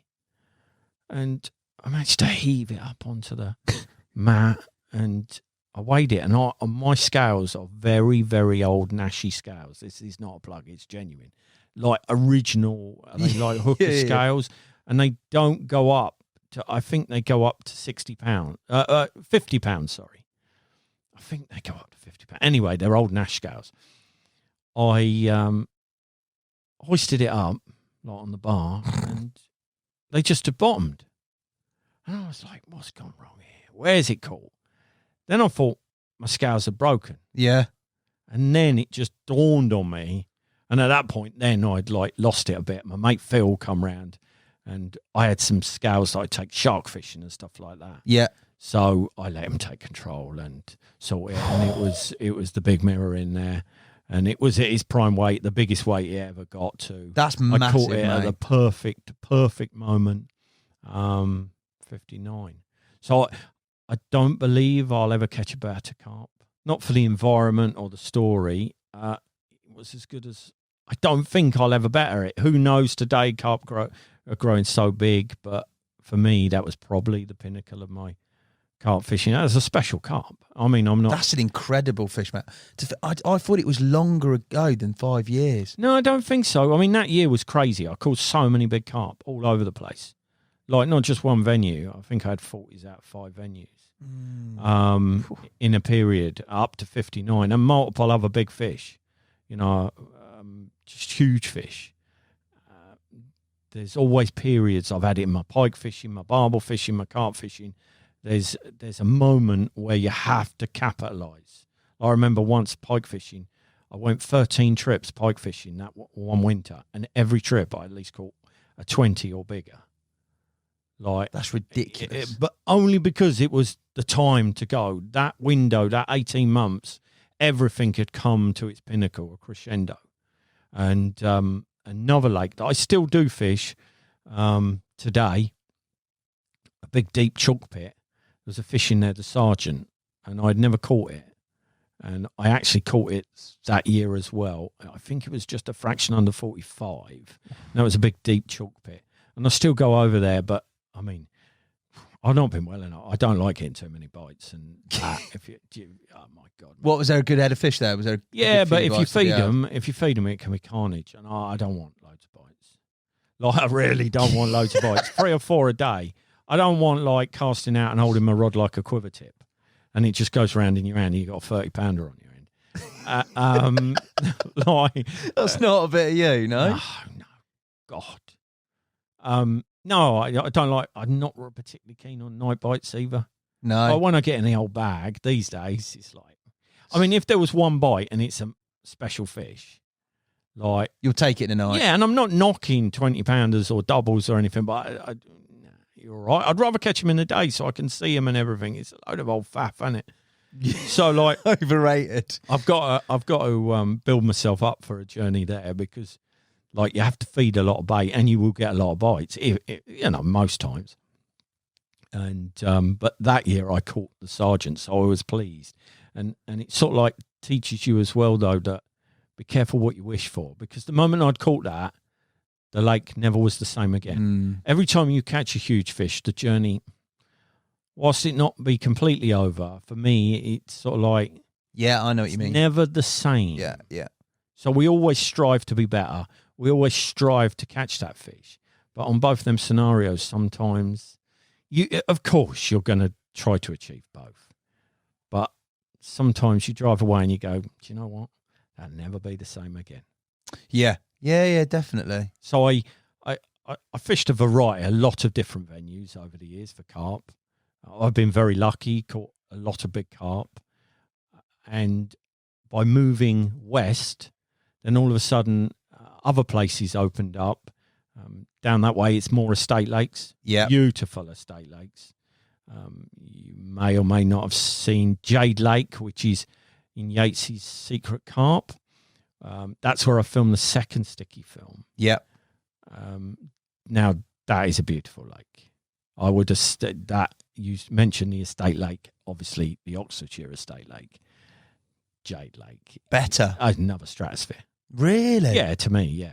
I mean, it's very long. It's in the valley. It's beautiful, stunning. I haven't done any of these, like all where you're talking about geographically, in and around there, the likes of Milton Abbas and places. I haven't even been around those either, like all that area. Yeah, I mean, Milton Abbas is beautiful. I'm good mates with Wayne, so I've fished there a lot over the years. It's a great place to film. Yeah. And Wayne's a mate, so it's always a laugh. I drive him mad. Some unreal carp in there as well. Yeah, unreal. He loves having me down there because I drive him mad. Take a photo, film this, do this. He says, just fuck off. He says, like, I've had enough. Because he wants you on Milton time. Oh, yeah. And Milton time is stellar. Yeah. Barbecue. And you just lose track of time. Yeah. And you get there, and 2 days later, you're going home, and what have we achieved? And it's like, why do we have to achieve anything? We have to, Wayne. Like, come and help me with this fish. Come and do it. He pretends he don't like it. He loves it. Yeah. He loves it, really, I'm sure. He loves me, really. But, yeah, I'm in great stock, and my carp fishing has actually moved more because I do everything. Yeah. more in the winter, because Milton is, I would say, the best carp water in the land because it's spring fed. So That's what up. Yeah. So once the temperatures level out, it's actually warmer coming in from the springs. Yeah. You can go there in January and it can be snowing and everywhere frozen up, and you can go out in a boat and look around and all the carp are swimming around like it's July. It's easier to catch in January than July there. That's what I was speaking to Oz about this, and he was talking about the amount of bait he was using in the winter. It's ridiculous. Yeah, he went down there with thinking, which was obviously connected with Sticky. And Dan, I've taken down there, Dan Wildball. Oh, the legend. The legend that is. And like, you have to get it into their heads. Like, you need 5 key a night. Yeah. I mean, I might not put it all in, but really, you want to put 5 key there. Oh, no, I need to crumb, flake, whatever. In January, you think that's absolutely just mental. heave it in. And like, they found out, I think they put the drone up and saw, like, it's freezing and there's all this clouding up and all these carp feeding. They're really on it. February is the month, but January, February, they're really, really on it. I mean, it's a very unusual place like that. So, you know, it's tempting not to go down. And there's such a massive stock. I haven't caught far from all the stock. I haven't caught probably half the stock. And they're always coming on. Like, there's a load of big commons come through now that'll all be 40s probably. If not now, very soon. Mega. So it's never ending. It's benign in the sense that you can always go there. It's 8 acres. So if you haven't been there for a year, you can still go there. You're in the game. It's not like turning up to a Cotswold gravel pit where, in fairness, you got to do 6 months or whatever, track down the spot, get the drop. And it's, how can you deal with that when you're just dropping in there? There are certain venues that are welcoming and benign and nice, and it's in the valley, so the wind doesn't bother you too much. The clubhouse is down there. Yeah, no. The barbecue's on. Wayne's always up for, like, let's go to the pub and have a nice mixed grill. Yeah, you're selling this. Yeah, and I don't night fish it. I ain't getting up in the night. Like, I sleep in the van. And it don't actually cost you. It actually doesn't cost you any fish. Oh, it's brilliant. You can see later all night, but I've only ever caught about at night, maybe because I don't do it a lot, but like 6 carp out Milton a night. This time of year, there's a night window. The rest of it is day fishing. So you sit there, you put them lines in the water. Oh, that's proper social. Right? It's not doing you any favours. It's probably actually costing you by having them lines in the water. Put a bit of bait out. Go down the pub, have a nice bit of grub, come back, sleep in the van, comfortable, innit? You're not terrified you're going to get a bloody bite. Terrified. You've got to admit that there are times you don't want to get up. You're in that bag, you're all cosy, and you think, I'm warm, it's cold out there. I don't know, if it's a 40-pounder, I'd get up. No, I'm not. No, I mean, don't get me wrong. No, I mean, I like night fishing in the summer, and but in bloody January, I'm in the van. Like, and that, probably because a lot of me other fishing, I'm on the river, so I'm fishing till midnight. Yeah. Come back, put the rods in, jump in the van, get some sleep, and then go out again. So my whole mindset is different. But many anglers make a mistake. They keep their lines in the water. You can only harvest a swim so much, right? It's about harvesting a spot. So you might get during a session 2 bites. So it's about making sure that you are definitely going to get them 2 bites, and sometimes keeping the lines out of the water so the fish feel confident. They come on the feed. I'm just quickly in 2 leads. That's it. Or 1 rod.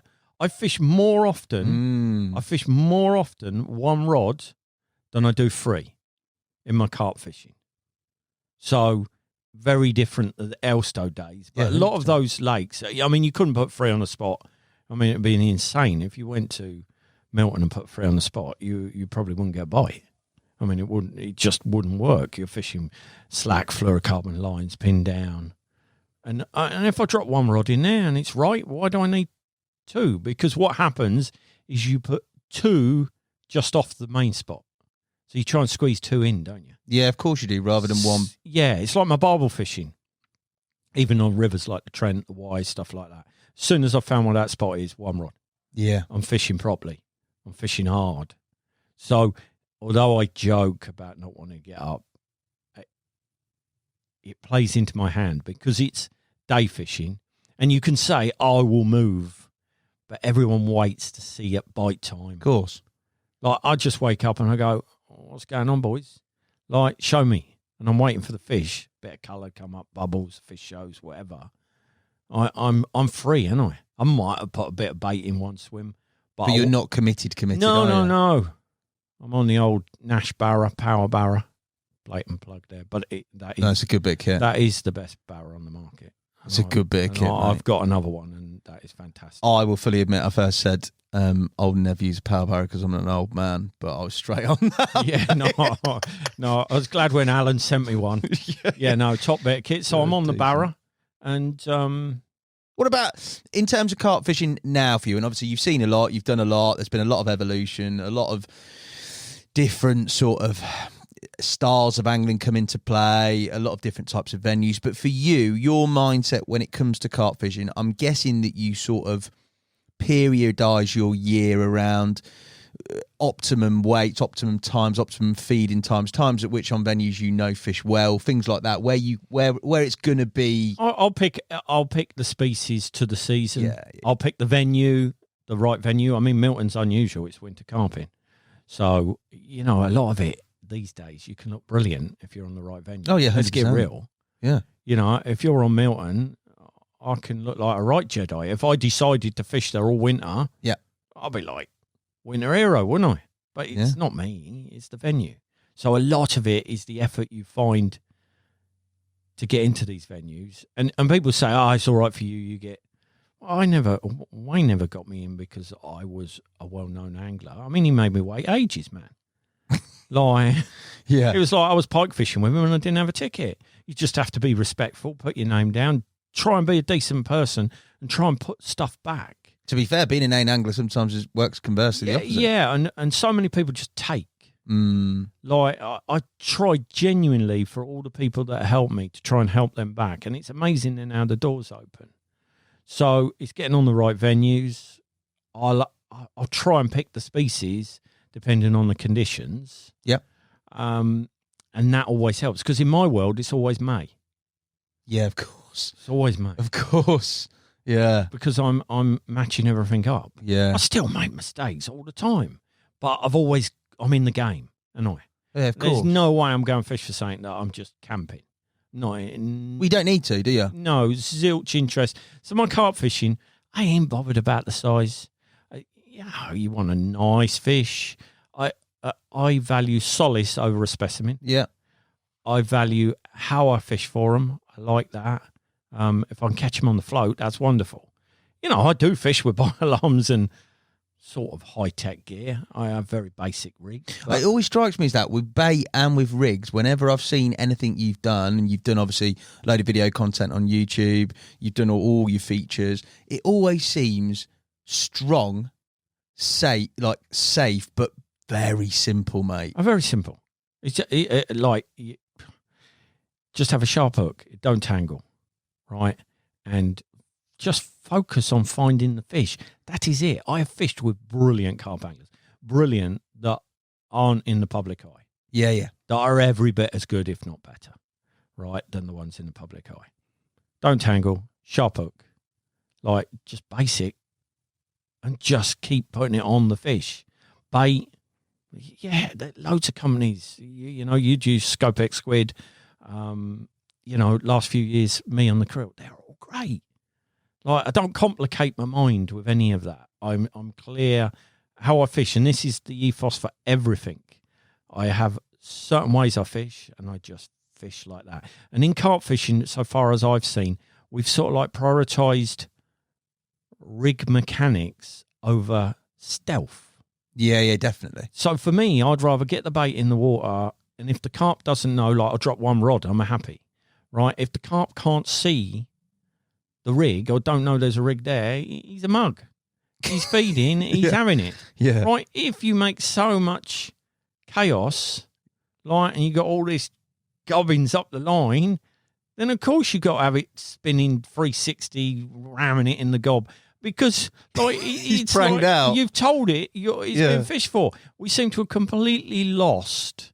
Why don't you just get it in the water and try and get it so the carp doesn't know it's being fished for? So, I'll give you an example. At Milton, I will fish fluorocarbon mainline, as heavy as I can get away with. Yeah. So because I'm not casting far, £18, £20? 18 or 25.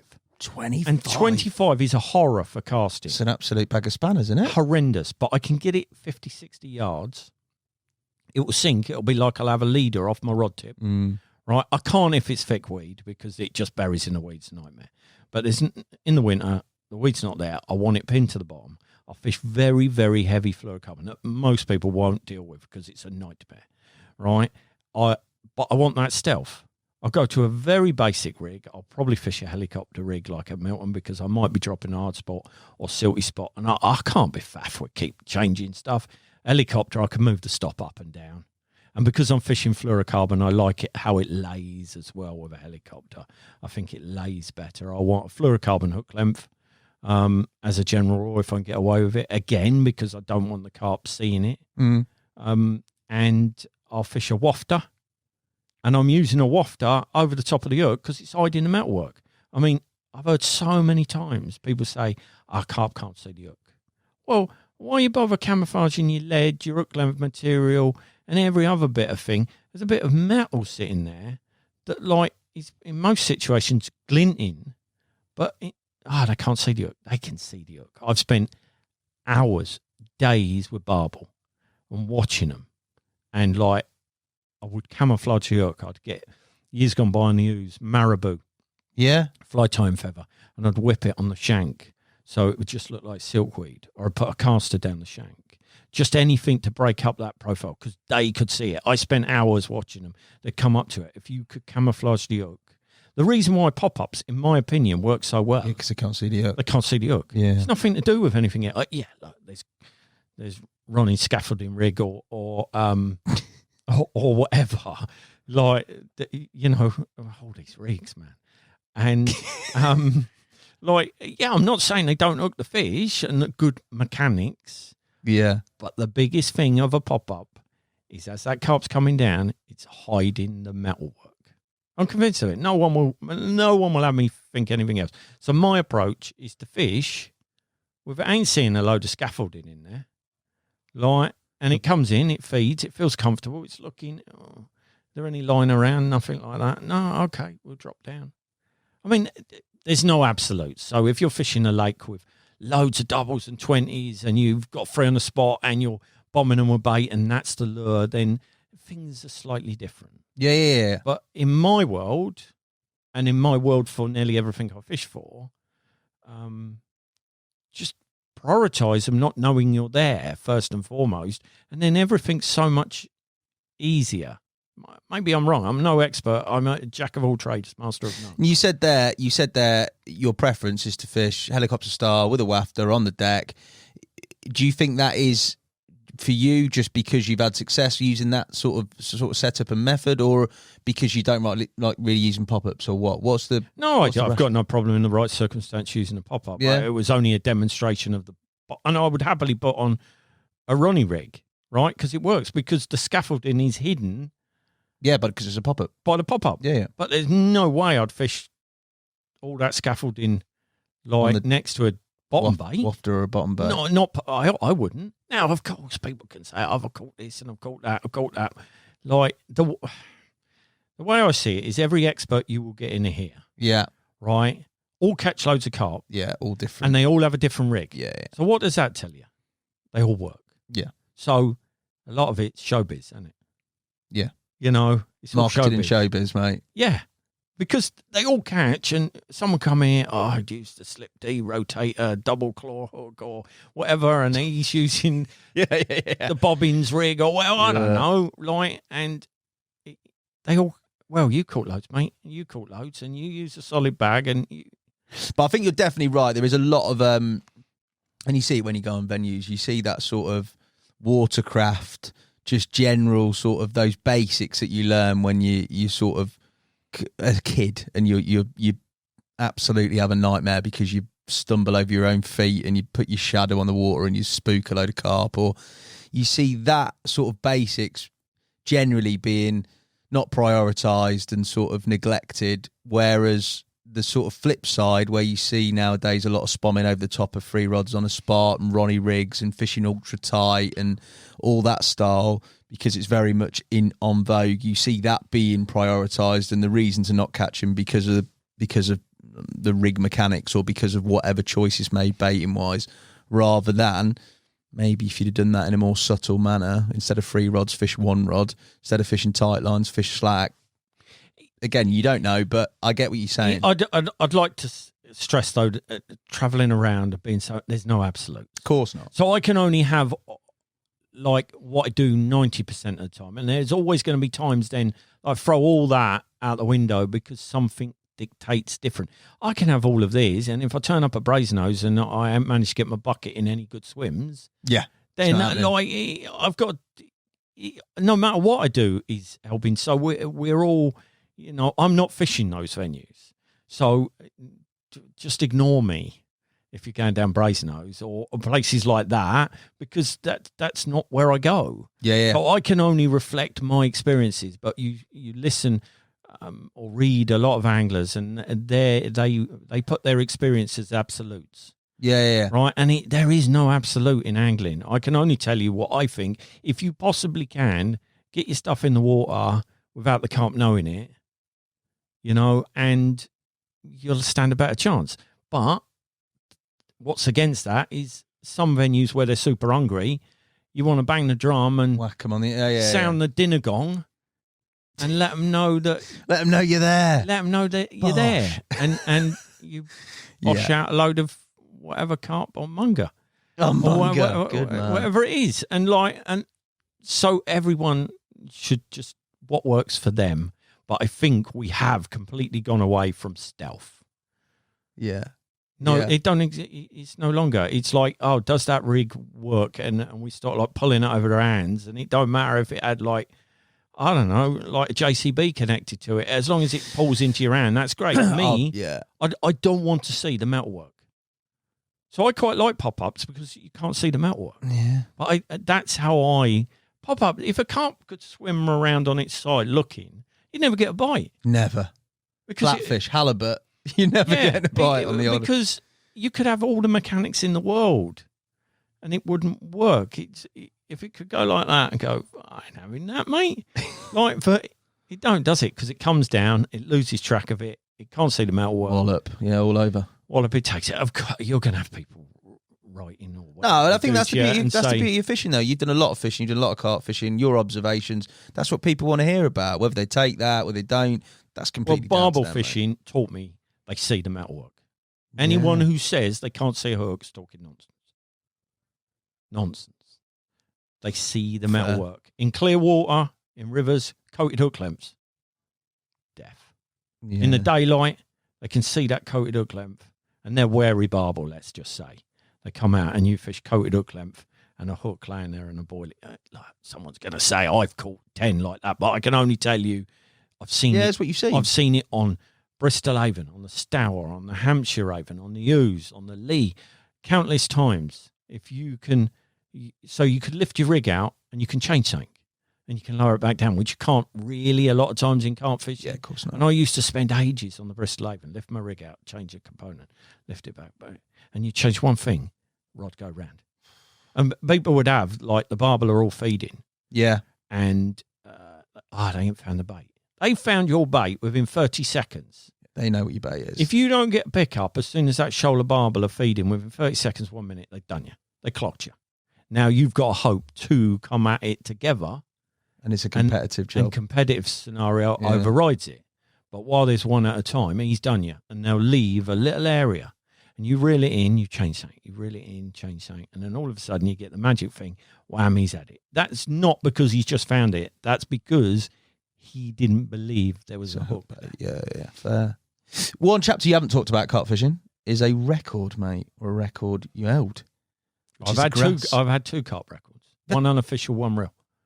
The real is Crucian, which is mega.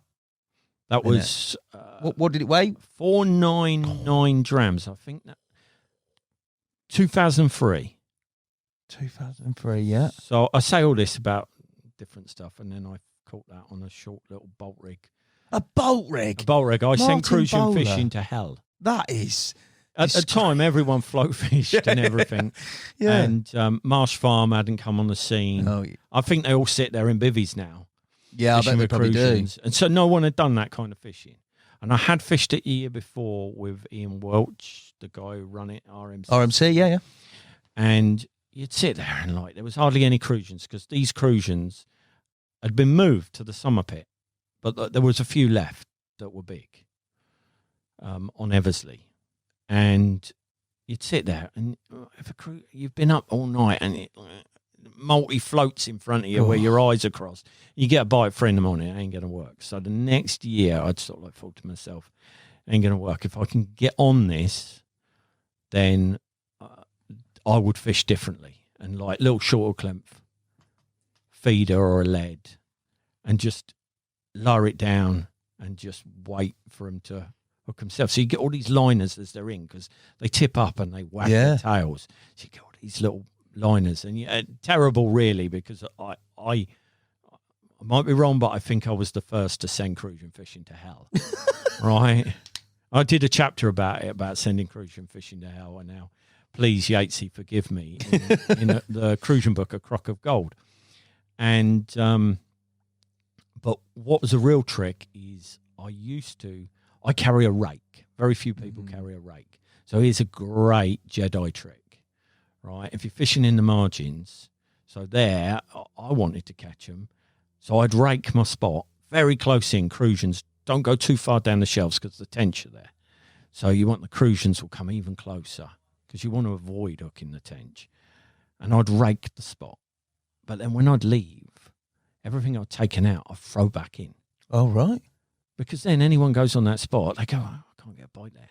Because crucian's in amongst all sticks and everything. Yeah. Nightmare. Your rig's like that. Oh, It's God. nightmare. So I didn't make it worse, but I put everything back in. So, like, you know, if you ain't got a rake, you can't do the same thing. So I like that. you'd rake the spot, 2 little rigs there. Yeah, and I caught them like that. But for catching impossible, you go back and you wanted it on a float. Obviously. So I do catch a big one on a float. I can't remember what it was. 4 pounder. But it weren't your record. On my record, I caught it cheating. with And boat rigs. your non-official record is a grass carp. Grass carp, I had 52.10. But I had, in that morning, from the early hours, I had 6 over 37. That's And ridiculous, mate. Like massive submarines. I could see them in the morning. I was playing them. Huge. And these things would go, I mean, they were like missiles. How are you catching size of those? them. Just on the bottom, on So they're on boilie? boilie. Yeah, just boilie. They just went mad, didn't they? It's better to be lucky than good. They're crazy, mate. Grass carp are just... Yeah, I mean, that was a red letter day. I think I had the biggest brace ever. I had the unofficial British record. I can't believe anyone's caught that many big grass. I had a 49 as well.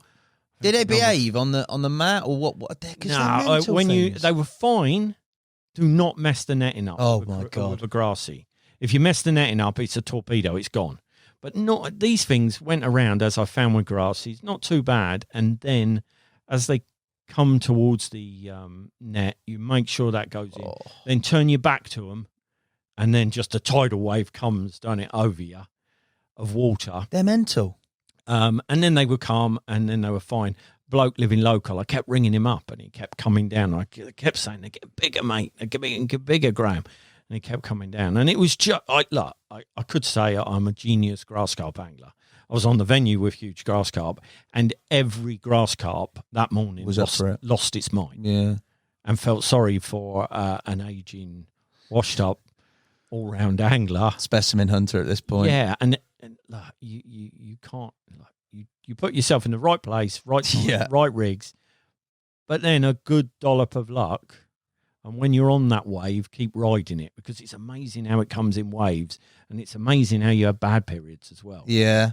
And Yeah. and even for me, like I don't change stuff, but your confidence starts sap. When will this ever? And something will fall off on that day. The grass carp gods just said it will be you, and it went mad. And yeah, I have photos of them. incredible beast. So, yeah, 2 carp records, one official, one not official. But I guess all the carp anglers would say neither of them are proper carp. Well, I'd take them. Do you know what I mean? They're too, yeah. Foreign carp fishing adventures, mate. For you, you talked about British Isles. You've talked very much around sort of, where you've been, the places you fished historically up until this point. Abroad? I was fishing Belgian Canal probably, 30 years ago. Really? Only because I worked in Belgium. So every summer I used to work in Belgium and then Ypres, where the men in Yates. Yeah. And then so I was still into fishing. So I'd go, I don't know whether they fish around there now, but I have a picture somewhere of me with a Belgium angler and fishing on the canal there. Didn't catch anything big, but yeah, I fished there, but that wasn't serious. I made a film with Frank Warwick when I finished Catching Impossible. It was the DVD time. Yes. Although, in fairness, it was a dying DVD market time. And in hindsight, I should have been making YouTube films. But how would I know? I'm a fisherman. No one else knew. Yeah. But anyway, that's by the by. We made a film, Warwick's Way with Carp. Oh, yeah. And we went to the Island Lake. That's right. I do remember this. And, yeah, we caught a few with old Frank. And I caught a few. I'm sure I had a 50. A 52 or something, I think. Definitely still got that DVD somewhere. I definitely had a 50. I think a big 40 and a few. No, it was all right. It was nice, pleasant. And I haven't done a lot of it because I've always sort of thought, well, I'd rather go for something I can't catch here. But I did a few years back go to Rainbow. Oh, you've been to Rainbow? I went to Rainbow. Well, I won't give you much for that. Casual trip to Rainbow? Not a bit of you? Mr. Crabtree returning his yeah, to be fair, that's not, I went with a mate. It's the only place I've caught big fish and I've never written about. Because if you ain't got something good to say, don't say anything. I sort of was witnessing performances that were just shocking. I think we had some psycho near us that just wanted not only to catch his fish, would ruin our fishing. Wayne, who I'm with, he wants to go and have a tumble and a wrestle with him. And I'm like, I don't need all of this. It was like, I'm using gear heavier than I'm using for conger eel in the channel. Yeah. Look, it might have been there were lovely, good moments within it, but overall I thought it's so competitive that people have got their week, haven't they? Yeah. They're going to do anything they've got to do. Catch at all costs. I mean, we had some bloke, I'm sure they were fishing. We were fishing to a snag, and they were fishing in the snag at night from the other side, basically just messing it up, or photographing. We were fishing to an island, photographing on the island that we were fishing to. So they must have been in there. There was a little bit of water. I don't know this for a fact, but I sensed that they were in there trying to catch them in the water there. Wow. It was just, I found it. I spent time with mates, and that was good. But the whole process was I wouldn't go back. It's not my cup of tea, and you'll have people on, no doubt, that will absolutely love it. And I don't say this because I went there and he failed, because I had him to £72. Yeah, that's a big old car. And don't get me wrong, when I'm out in the boat and you're trying to keep it out the forest of woodwork below you, and up it comes and it's that big, that's a great angling moment. But overall, did I feel for me, and it's personal. Yeah. Did I feel for me it was what I want out of my fishing?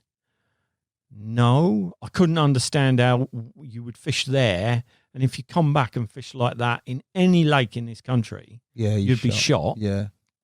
But out of respect to the people who took me, I never wrote anything because I didn't feel I could be positive. And out of respect for them, I just thought, just leave it. Just leave it. What about Cassian and sort of venues like that around France that have got a bit of history, a bit of there's so much to do. There's a lot to do. I get that. How much can I need 10 more lifetimes, and I still probably wouldn't get to one of them. It's just there's so much to do. I love it all, and just quickly flipping back to Rainbow, there were moments to love. Yeah. You know, it was just like, why would I prioritise going back to that situation over something that I would love even more? Yeah, I'm actually going to France this May with some mates.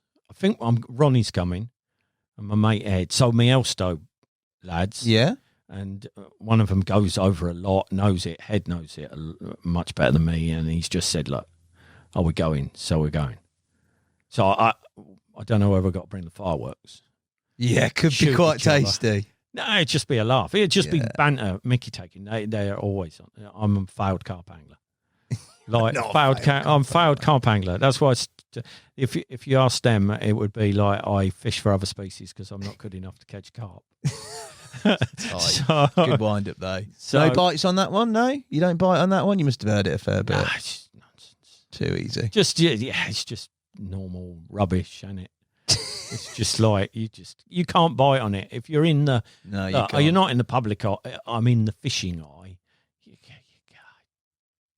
You mentioned like we've talked throughout all these chapters around your sort of career and the development of that. And we've referenced various different things, but essentially your sort of work with the Angling Times, has that come into play as the first port of sort of into fishing journalism, or has there been? What did you even do before that? I don't know what the whole career path and how it took. I never shape. like to reveal that in case someone drags me in and makes me do some proper work. But I studied polymer technology. What in the plastics is that? Plastics what is it? And rubber. Right. And I was a polymer technologist, I guess, and I used to march around in a white lab coat, stretching rubber and stuff like that. Yeah. I told you, carp fishing weirdos, rubber man. So there's all sorts going on. That was that, and then I couldn't work for other people. I knew that was not my destiny. So the actual membranes that we made, like I would help formulate, were used for like reservoir liner, lake liners, places like that. Also flat roofing. So I thought to myself, I know what. I'll quit my job and I will set up my own business. Yeah. So I set up my own business, installing pond liners, lake liners, reservoir liners, flat roofs. And I would like to say I didn't do the manual part. I just was the salesman. Yeah. Right. And that was my master plan, because then that would give me time to fish. Because at that time, if you could fish in the week, you had everywhere to yourself. Yeah, of course. So I had some people working for me. I'd go and get the jobs, and then I'm off fishing. The time's yours. Time's mine. So I was, that's what I did. And then slowly that progressed, and the fishing side got bigger. I did some monthly magazines, did the odd talk. Angling Times started the Specialists, which was a monthly. Yeah. And within the first year, 18 months, I think most of the other guys who had contributed were done. So it was at that time maybe later Hugh had spoke to me. It was I was doing the Specialist. I worked for Leader. Leader had given me a gig. Okay. Like a paid gig. That was your first gig, Leader? Leader, yeah. Nick Young. Bob Church offered me a job. Because I guess I stood out, got the perm. Yeah. Catching big fish, looked different. It was just at the time where people realised that media was important. And I was at that moment. So Bob offered me a job and Nick offered me a job, and I took the Leader job. I did the Specialists. Then there was a window. It looked like I could get a weekly, but I had to secure getting the weekly because it wasn't a cert. So I told them the Mail wanted me, and it obviously worked because I got the weekly, right? And before then, I had been a mailman. And I'd caught a lot of big fish, giant perch, giant rudd. Yeah, 99. I caught the record barbel. Yes. And I looked different, I suppose, to like run of the mill traditional big fish angler. and young, and so I was at the perfect time. And you know, some things are luck in fishing, and my timing was. Everything else was hard work, but I come at the right moment. So I managed to get the weekly for Angling Times, and I thought, right, I've got to go for this. Because you got the old Matster, he had a column. Oh, yeah, of course. Like, I got to every week batter it. You know, big. Because I'm a business. I want a job, don't I? Yeah, of course you do. You know, I can't be ashamed for wanting to do a good job. And I just produced. And then I did the odd Sky Sports stuff. And then Peter, I had gone to see Peter Drennan before I took the leader job. Okay. But I think it was just tackle on offer. So when you're that age and there's tackle or there's a bit of dosh. You take the dosh. Well, I had the sense to take the dosh, didn't I? And then Peter came back to me a year or two later and actually said, oh, can we speak? And then he offered me a job, a paid job. And so I went back, and I'll always be grateful to Nick, because I said to Nick, look, I'll always be loyal and I will serve my notice. And he said, mate, that's promotion. He said, if I was given a job, I'd be clearing off as well. Yeah. He just said, go. Like, fair. And if I ever see him at a show, I always shake his hand. You know, I would have to say he gave me my first route in. And I was doing the weekly. That was everything.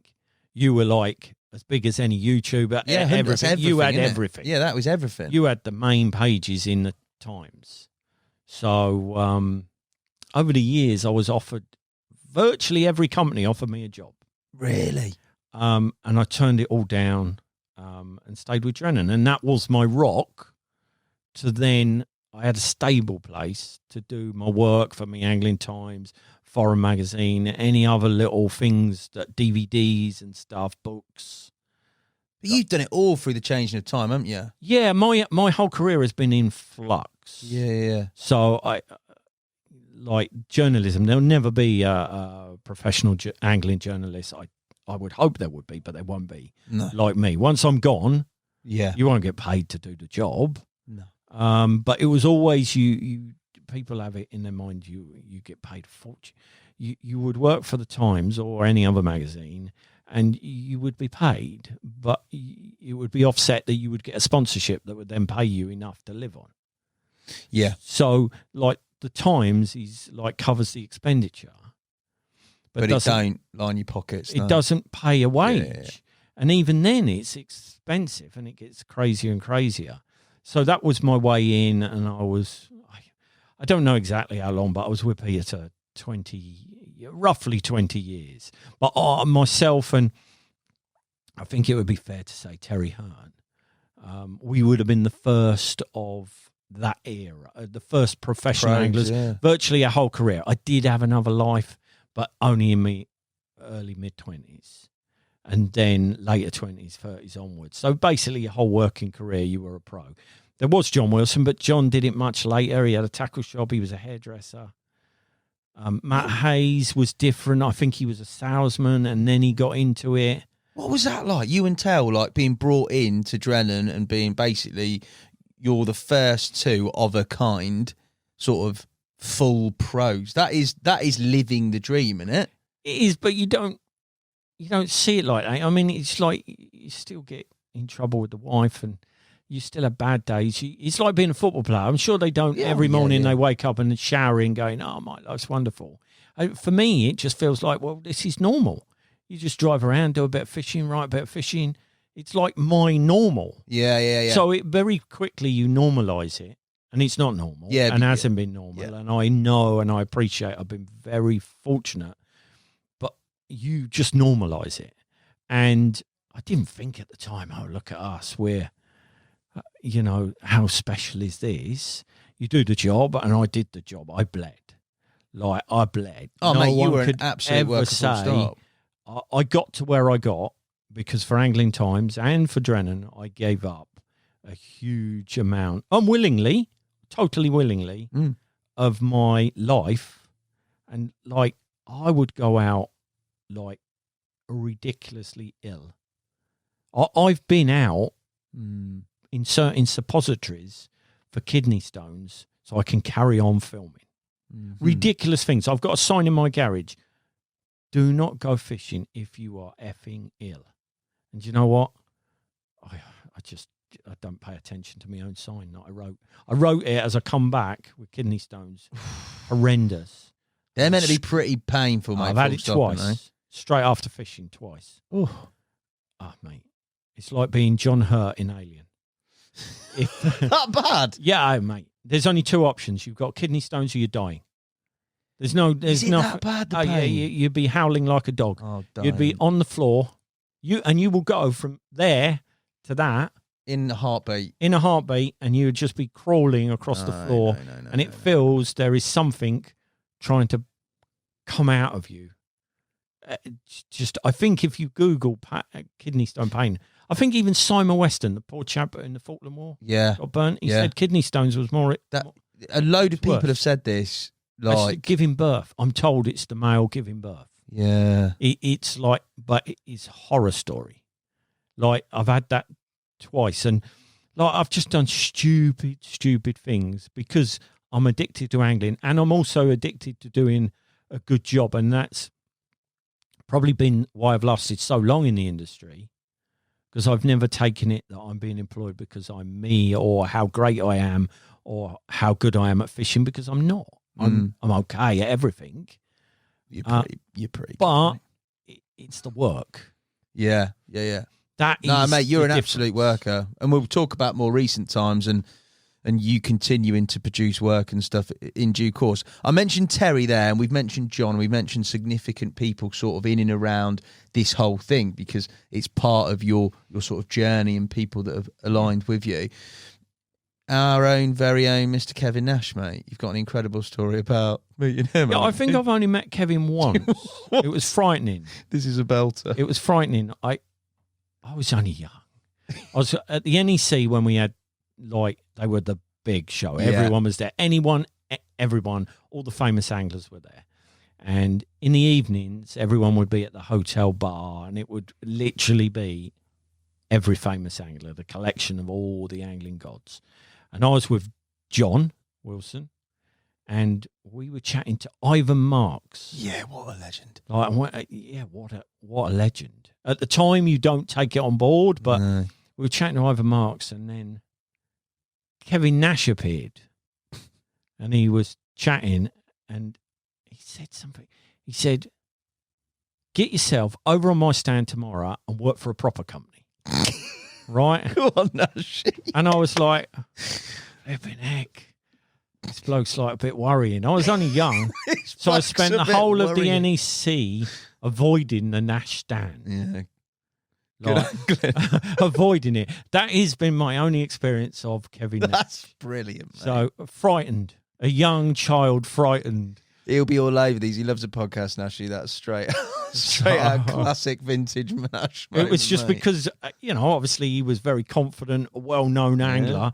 I'm like the little shrimp next to John Wilson and Ivan Marks, and then I get that. It's just all too much, isn't it? It's brilliant, mate, that is. But to be fair, also, along the way, career-wise, we're going to talk about Drennan, the end of, etc., and how things are coming in more modern sense. But you've produced something. We talked about waves and flux and change into different aspects. When I think of the things you've done from the DVD sort of age into YouTube and also TV, mate, Catching the Impossible, we've referenced it. What a ridiculous series, mate. The cinematography in that, the underwater stuff in that, the storytelling in that, and obviously there's Hugh and, well, the late now, because Bernard obviously unfortunately passed away very recently. Bernard involved in the narration. I thought as a series, mate, like from passion for angling, then they're all on the same sort of level, pedestal, sort of.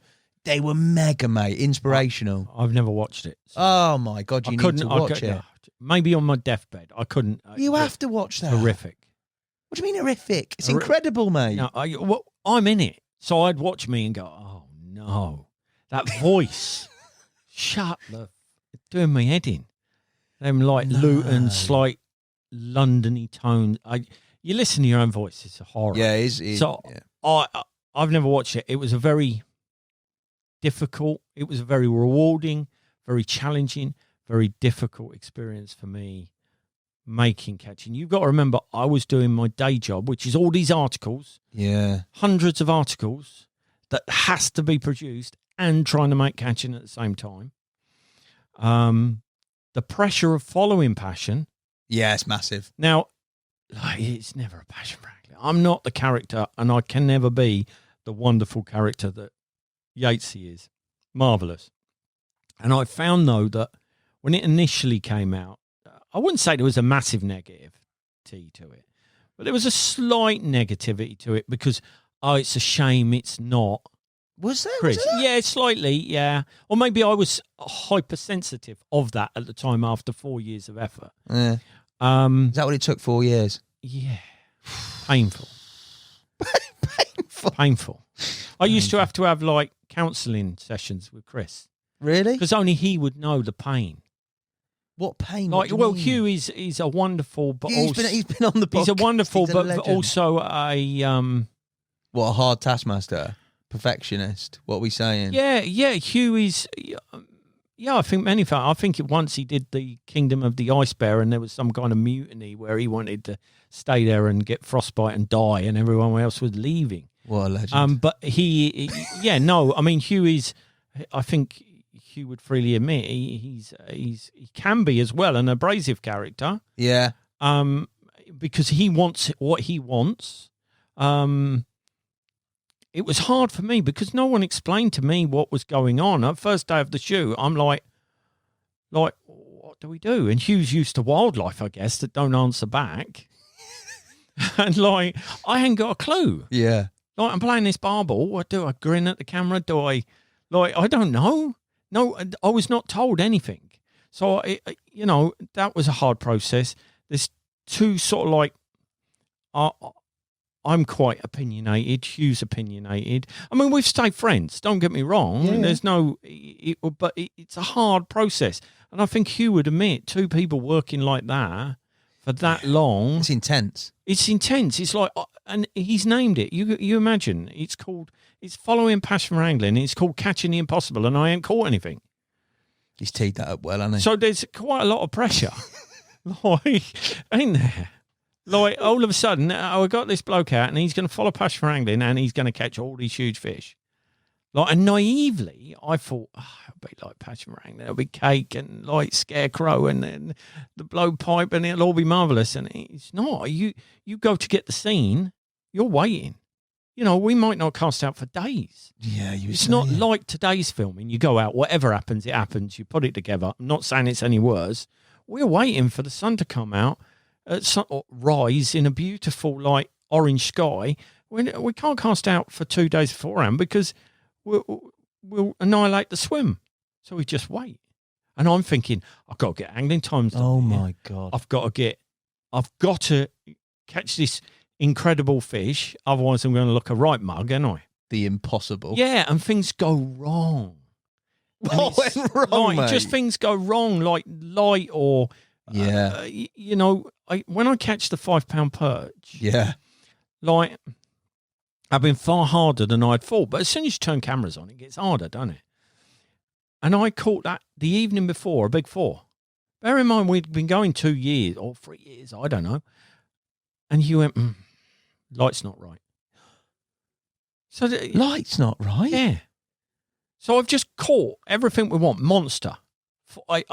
410, something like that. That's big. Job done, mate. I don't care what the light's doing. Go back. What do you mean go back? Put it back. Put it back. Right. So then we go back next day. We're worried it's going to flood. And I go back. And ultimately, I catch a 5 and another big 4. Yeah. Right. On a pole. But, that's challenging. That's ridiculous. Really challenging, and you're feeling this pressure. I've got no film experience. Yeah. I mean, 0. I'm making the follow-up of Passion for Angling. Thrusting at the deep end. Thrusting at the deep end, and we're not just having a jolly, are we? We got to catch whales. But I would say, and there was a time that having an angler as a cameraman is brilliant, but it's also a curse because you can feel as well, maybe it's lack of self-confidence, but you can feel that they're trying to fish as well.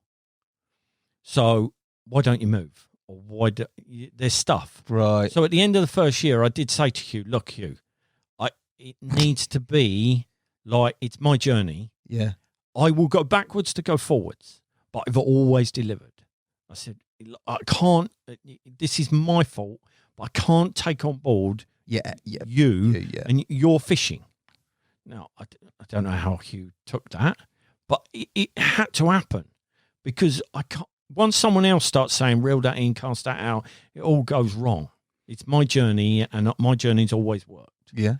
But sometimes you might see something I do and go, what? But just don't tell me. Just leave it. I will go on my journey. Yeah. A year later, I'd produced all the big fish. Yeah. So I can never be the character Chris could be, but I did my job, and I'll always be proud of Catching Impossible because the PB list of me or the guests that I've got, like Terry Lamps with the big roach, massive, yeah, is incredible. Yeah. You know, and there was loads of great moments, fun, fishing together with Hugh, but ultimately it's nothing against Hugh, far from it. It's just you're in. Yes, full on. Yeah, and Hugh wants Hugh's way. And sometimes I want my way for the fish, and we never rowed. You know, we never had a stand-up argument or anything. No, but it's hard. I went into it believing it was coffee and cake. Yeah, it's not. And just lovely classical music playing. Well, that's what it ended up as, but that's not my lived experience. So it's a hard process. And today, you know, still friends with Hugh, and I learned so much.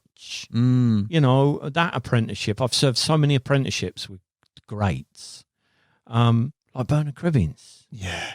You know, I was at his funeral a few weeks back, me and the wife, and, you know, just then you take on board, like, he was Bernard, just fisherman, but take on board what a star he was and the people that he influenced. I mean, his eulogy was Catherine Tate and David Tennant. You're joking. And, like, you think, blimey, and then they start talking about Catching the Impossible, like, in the funeral, and you think, that's mad. Only when maybe people go, you appreciate, but I always appreciate Bernard. He is a master of narration. Yeah. Like, I try and do narration. It sounds like a frigging Dalek. It's horrendous. Like, it's very stilted. Bernard, brought life. Genius. You can give him a script, and he reads it, brings life to it, and it's natural. You give him a takeaway menu, make it appealing, wouldn't he? Do you know what I mean? Yeah. First time I met Bernard was on Catching the Impossible, and we were filming the scene where he catches a carp. Yeah. And I'd baited the spot, and I'd got him feeding close in. And I knew, it's the great Bernard Cribbins, but I knew if we hooked one, he's got to go in because the canopy's too low. Like, you wouldn't get the rod. So we let him hook one, and then you can hear him saying, don't push, don't push, don't push. And, like, I'm having to push him in. Like, but wonderful. We were mullet fishing. I think it's in the DVD that didn't get on TV of me swearing, and he tells me off because I'd lost 8 mullet on the trot. Ooh. And then with that, he's giving me a lecture and telling me to say cabbages, not swear. And then he strikes, misses a fish, and goes, "Oh, fuck it." and he had great time. He caught his personal best pike. I saw that he had the pike episode. Caught a salmon. Yeah. I mean, I must watch these because they're a great moment. But I was there, and with Hugh, we saw so much together. Yeah. I mean, there's that bond of working together. Yeah, the time, the hours, the time. But it's like you work with someone 4 years, sitting in this same room. You're going to have a few, like, he's going to walk off and go, like, well, flipping heck, what's wrong with him? And I'm going to go, yeah, of course. It's just normal. So my mistake was thinking it was going to be like Passion for Angling. Like I was going to live Passion for Angling. And of course you don't. But I made something, when it was compared with Passion, of course it can't be compared because it was called Catching the Impossible. And I'm a different character. I think, I don't agree, mate. I think it can be compared in terms of, they're not the same, but they're the same in the same category of type, like inspirational sort of. I don't know that feel about them. And what a privilege to do it. Yeah. What a privilege to do it and have your little moment in fishing history, perhaps.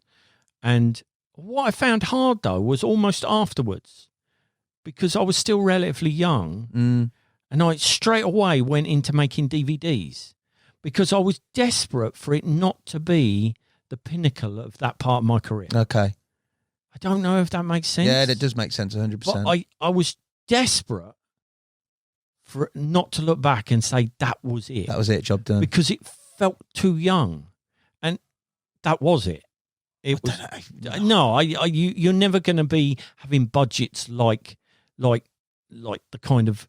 We didn't have music off the blooming internet. We had an orchestra. Yeah. Right. That is done. I think that bit I can try and do stuff and portray the sport I love so much as best I can. But that was probably in hindsight it. But I found that a very hard process.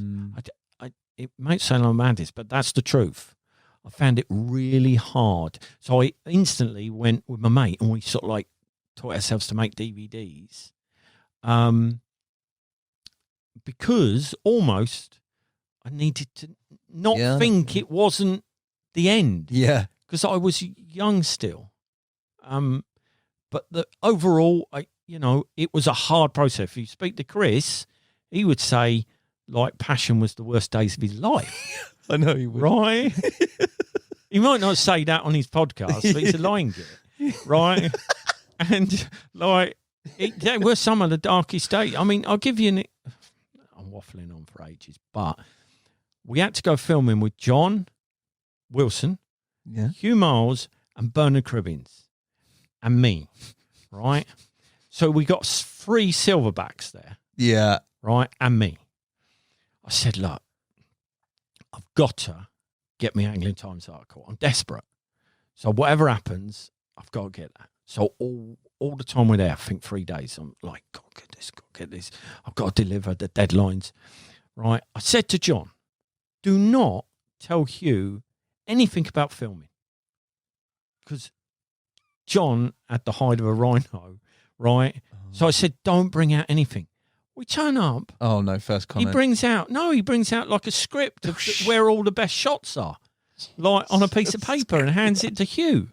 And I'm like, oh, I thought I told you, John. Well, he don't know where the best shots are. I do. Like, so I'm like, oh my God. No. And they're all, but I can tell probably that hasn't gone with Hugh well. Yeah. Then Bernard's involved. I forget what happened. Bernard had to catch on saying it was all going wrong and things weren't happening quite right. And like all these 3 silverbacks were like, I could feel the tension. Yeah, building up. It was like killing me. Like, and then they finally caught one. And I took a photo. I said, I need a photo of Hugh with the camera, John with the net, Bernard with the rod. And in it was just all of them virtually. I had one of them pointing at me, telling me what to do. Oh, God. I looked at my camera. I went mad. Yeah. Screamed at them all and stormed off. So the very and they all looked at each other, I'm sure, and went, what's wrong with him? Kicked off Strange bloke. But when I spoke to Hugh's wife, Sue, she could fully understand. I know exactly how you feel. Because you've been in this terror for a few days of it all kicking off. Yeah. And then all of a sudden, I'm the one that kicks off. That's funny. You know? So that was, wonderful experience. Who gets to work with Hugh Miles, Bernard Cribbins, John Wilson, all at the same time? How did you find the sort of switch into your YouTube stuff? Because obviously you've done a couple of mega reflections with the Sticky lads, Dan, Rich, the boys there. Brilliant work. They've been incredible to watch videos, and you've also done a fair load. Sort of over the preceding sort of Drennan years as well, mate. Populated that channel a bit. I mean, this might surprise people, but I find filming very difficult. Do you? Very difficult, and not comfortable. And if I never had to do it ever again, I wouldn't. I've sort of like I like the written word. That's where I'm comfortable. Yeah. That was my job. Like I say, I was writing ridiculous. When people were moaning that I'd do one a month, I was doing over 100. So, like, they don't even know what work is. But I was comfortable in that. That's where my career started. There was a transition, and you feel you've got to do this because ultimately it's my livelihood. Yeah, of course I've got to pay the mortgage. We've got a family. So you're transitioning into things that you might not want to fully do, but there's an element of like, I'm a self-employed bloke. I'm a business in myself. I'm offering a service. If I don't deliver this, right, then you're getting fired, ain't you? You're no longer obsolete, aren't you? Yeah, they'll get a new supplier. Yeah, because I viewed it, and maybe this is very different to other anglers. I view it that they're the customer, and I'm the supplier, and that's how I operate. So as it's developed, I'm the performing seal, ain't I? Yeah, I've always got to perform to deliver my package, and sometimes you're doing, and you think, I prefer writing, and I do. But you've got to transition. Like when social media started, I can remember sitting with my mate. I had Facebook at the time, and I've always been a late adopter. Yeah, and I Dan Wildball would tell you, I said, I'm not doing Instagram, and then of course I do Instagram. I come on late, so I pay the price of not so many numbers. But Facebook, I was sitting there with my mate. We were piking. I said, it's like all these people want to like befriend me. I said, I ain't frigging ticking now. That'll be a nightmare. Go on, do it. Right. And I was saying, Jesus, they'll bomb me. Like, so I opened the page or whatever you had to do. And straight away I got these messages. I was saying to him, look what you've done to me, man.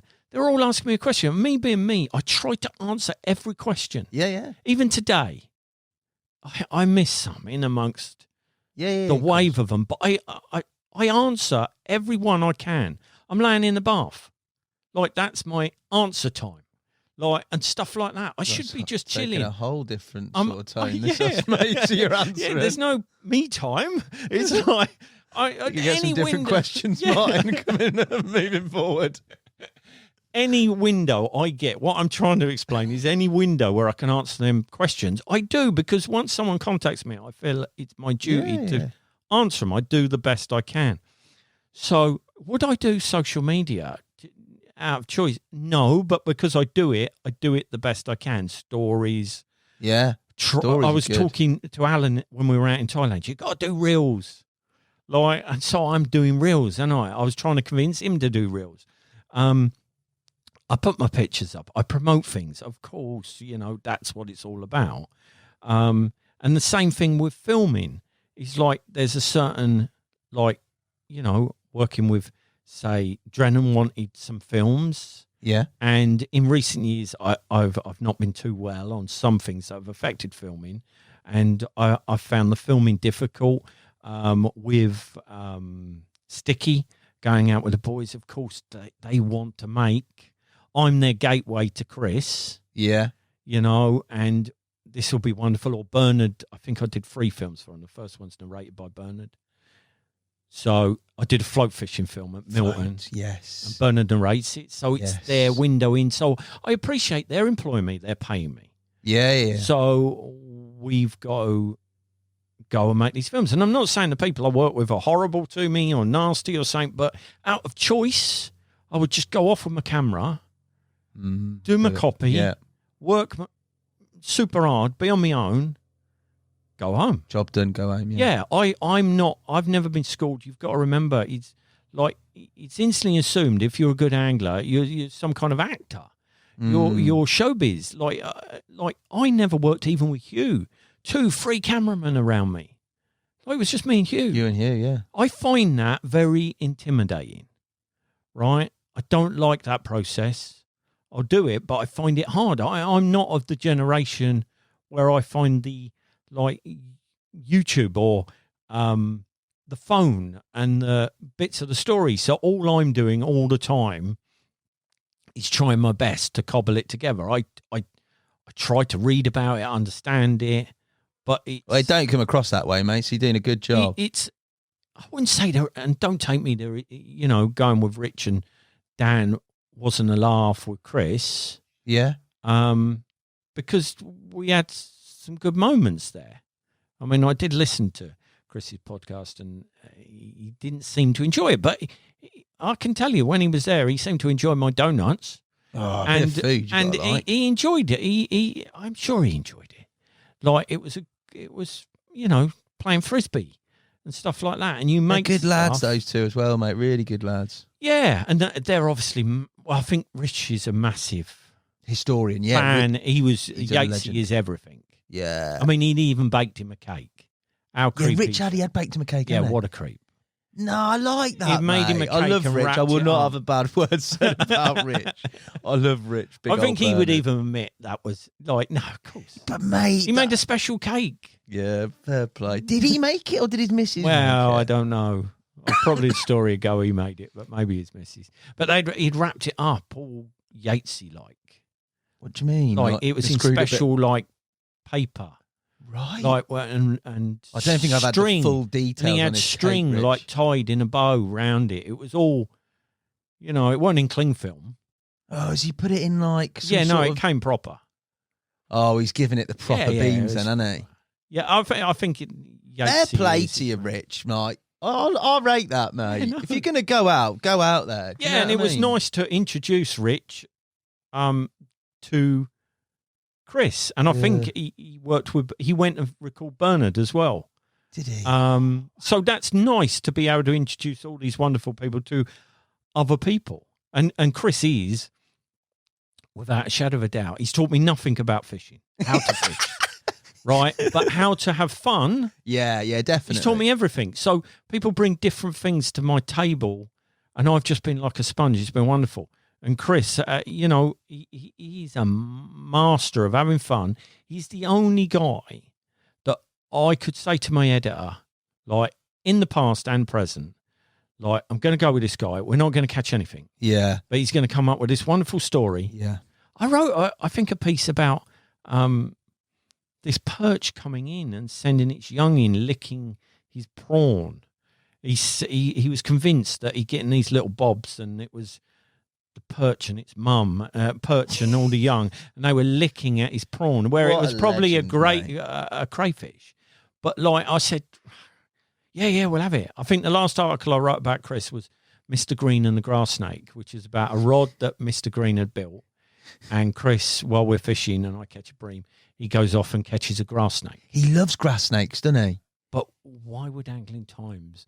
Oh, want an you've got to article take it, about Chris a grass Yates. snake. But because Chris is Chris, Yes. we could catch anything.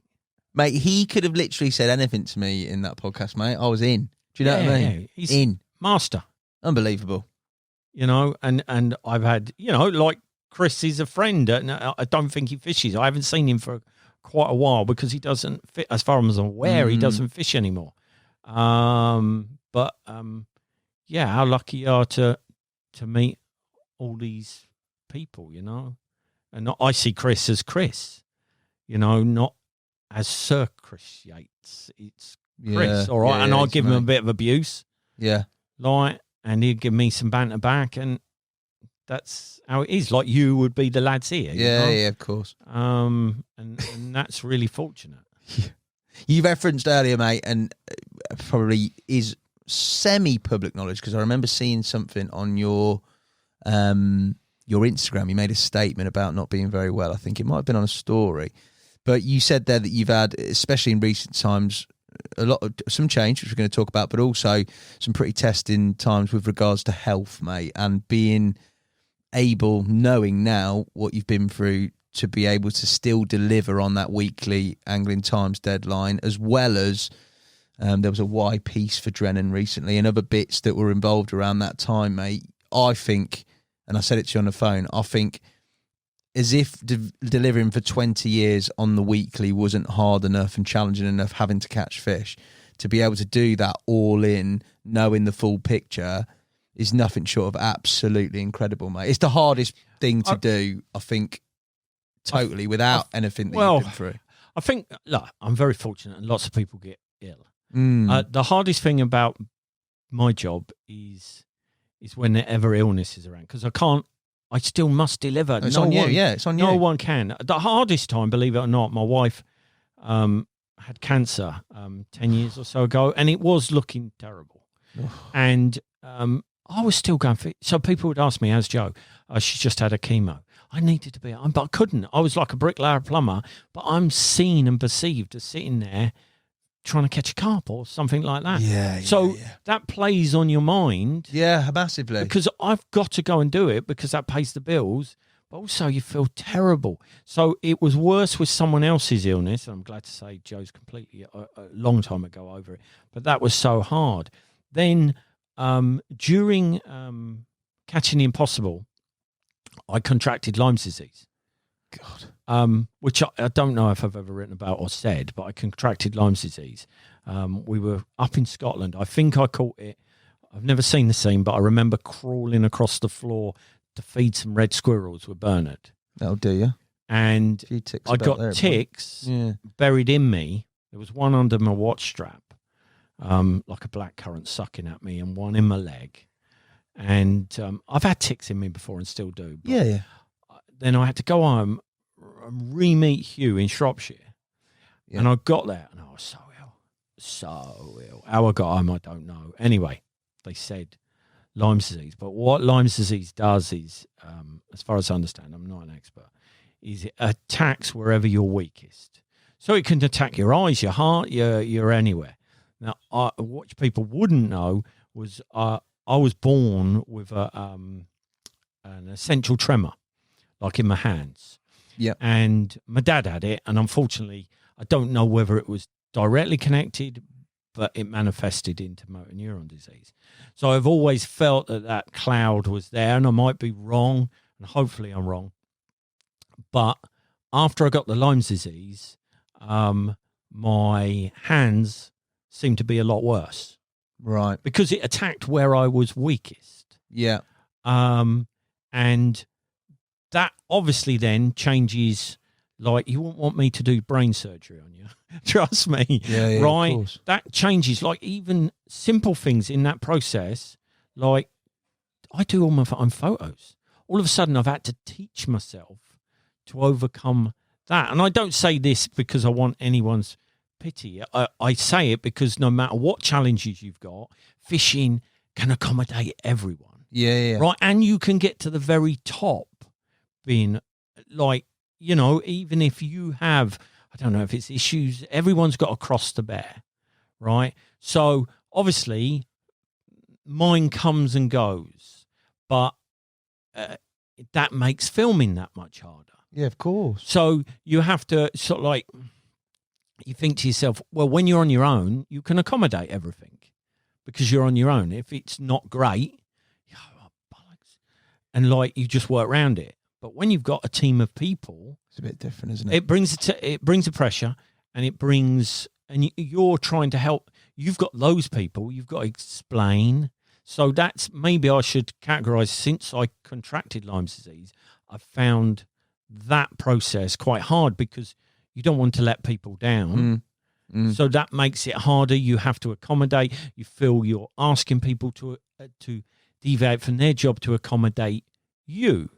So while I can still do the job, there's a challenge to it that hopefully not many people would ever, well, do your podcast. But I don't feel, I've sort of like been on a journey in the last year of being ill with stuff. And I sort of like thought, like, you wouldn't have to hide like any other illness.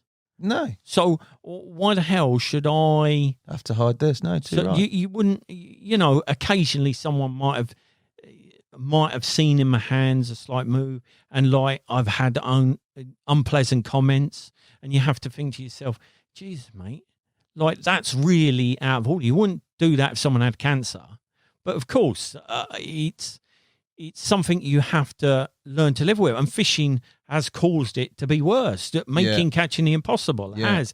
It's part of my journey. Hopefully, it won't progress on further than that. I've dealt with a neurologist, stuff like that. But like I say, it's like, this isn't like tell all, but I think it's very easy to assume that everyone's life is wonderful and everyone's brilliant at everything. Well, I have many challenges, but like you will, like everyone at Nash will. people have in their mind, he's an angler, everything is beautiful all the time. It's not. I've had to overcome difficult moments and still have to overcome difficult moments. So that has been very challenging because it's directly affected my work. Yeah. And it's that can be confidence sapping as well, because you feel like, oh, look, I'm just going to do it myself. Like, and that maybe I'm already a person like that, which then makes you worse. Yeah, more and more insular, isn't it? Yeah, because the process, like, I can just deal with it myself. Yeah. It's fine. Like, and you actually load more work on yourself because of that. But, you know, that's just life. We've all got to deal with the cards we've had, and fishing can accommodate everybody. And that is what the beauty of it is. And then this year has been, now, whether anything's got to do with the Lyme's disease, I don't believe so. But after COVID was really bad for me. Yeah. I think half of it was getting off the bike because I was relentless. Like, all of a sudden you stop and you realise, blimey, I was doing that and this and this. And then it's coming to try and get back on the bike. It's fishing. I love fishing. That's hard. But then I'm not any conspiracy theorist whatsoever. I don't know what happened. But after I had the vaccines, or maybe I had COVID, or maybe it was Lyme's disease, right, is I could hardly move for 6 months. So no one would have known it, but last winter I probably turned up at least a dozen times, pulled into fishing car parks and had to drive off and go back. Really? I just couldn't get out the car.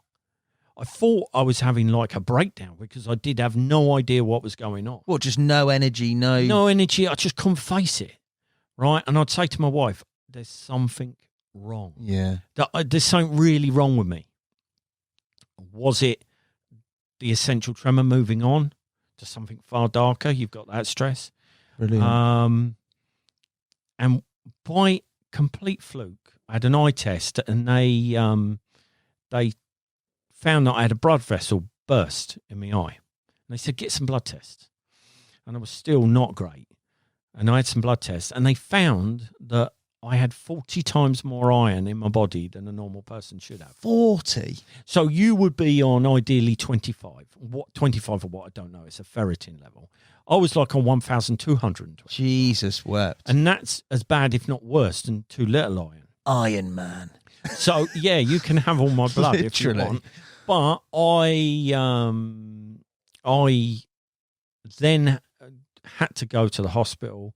They told me it's a chronic illness. I can never overcome it. Oh. I will have to be treated regularly. It starts weekly. I have been going weekly. They basically take as much blood as they can out of you every week. So on a Saturday. So I have to overcome being fatigued anyway. Then they take as much blood to get my iron level down. But there's a window where obviously you've got high iron and they're taking blood. You're only allowed to give blood 3-4 times a year. Well, as a normal person, yeah. I'm giving it every week. But you're not getting a transfusion of new blood in? No.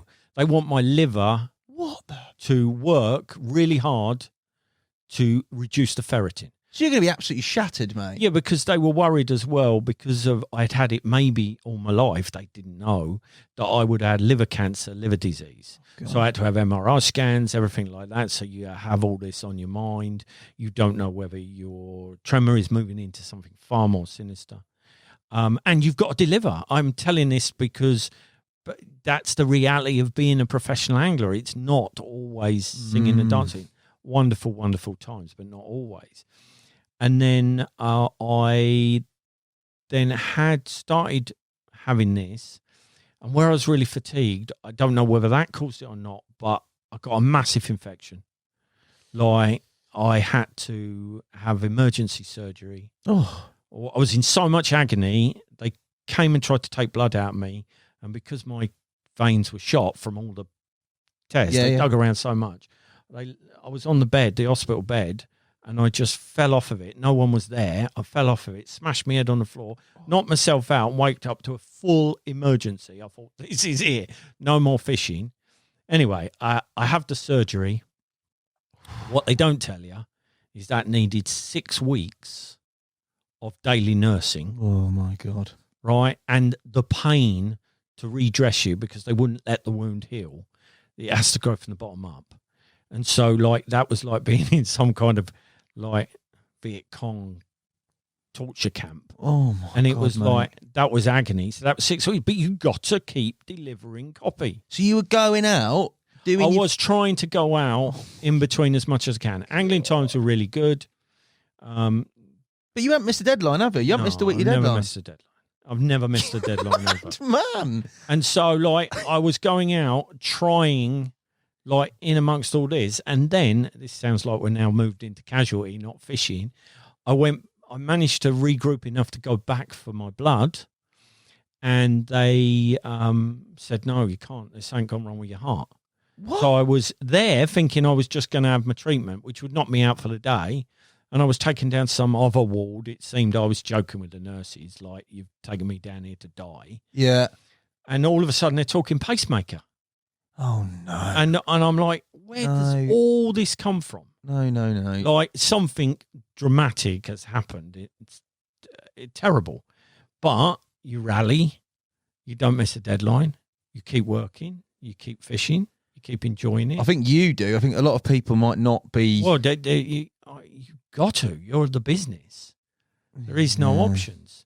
And anyway, they come back. There's certain things with the heart, but at the moment, fine. Medication.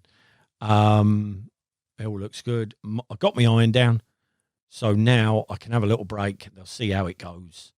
You need to be selling that iron-rich blood out there, mate, as supplements. I did ask them if I could take it shark fishing, but there's something you're not allowed to take. I thought it would make a great article. So I go there, drain my blood, your own blood. But, yeah, and I'm over the infection, the surgery, but it was challenging time. But look, everyone has challenge. The reason is because everyone sees the life of a professional. You go out, you catch a fish. Yeah. It's not always like that. There's a lot going on. And I'm certainly not moaning about it in any way, shape, or form. I said to you on the phone, mate, I incredibly positive and incredibly just so like, I don't know until you're in that situation how you react, but there's different ways that I've seen people react that have had similar things, and it's been very different. But the way you've taken that, carried on producing, and been so sort of forthright mentally throughout it all, it's more than admirable. Well, mate. I remember John telling me once that work had provided him with a great solace at times. So obviously in his difficult times, and everyone has difficult times. For me, work is like, that was something to focus on, to strive. Yeah. Almost set yourself right. I'm in a terrible state, but can I get copy still? That's the challenge, ain't it? Fair play. You know, and I go and see my nurse every day. And what are you going? Are you going home? No, got to go try and catch a fish. This just what you were mental. And I think so. But and I shouldn't have been out. I should not have been out. But if I work for someone, that's it. I value everything. I do the best I can possibly do. It might not be good enough, but I will bleed to do the job. And my wife says I'm nuts. She said, you are an idiot. Like, what are you doing? But that's the difference, though. That's what, I think I can't help that. That's the difference. So it's been challenging, and there will be challenges ahead where life takes me. But I might never have a problem ever again. It might continue. But I've got to deal with, at the moment, you have to deal with two things. I have to deal with the tremor, and I have to deal with the iron. So that's just the way it is. You've had more changes. Still fish. You've had more changes as well, though, mate, haven't you? You've made a big move or a big decision with regards to Drennan, and you no longer being there after 20 plus years. Yeah, I think it was around that. And I would say beyond everything, I wish Peter all the best. Yeah. It was a great and maybe one of the first, and certainly no one can deny one of the most successful collaborations between an angler and a brand. Yeah. And I know that because if you ask most people to name an angler and Drennan, they'll say my name. Yeah. Right. Yeah, definitely. And I had great times with Peter. I learned a lot in business side, like understood a lot more. Brilliant. But it was a long time. And I sort of like, when I was ill, I had at least some windows when I was being jabbed with needles to think, what do I want for my future? I would always prioritize the people I work for. Yeah. What do I'd think of them more than me. I think that would be fair to say. And I thought, what do I want? What's best for me? I sort of like,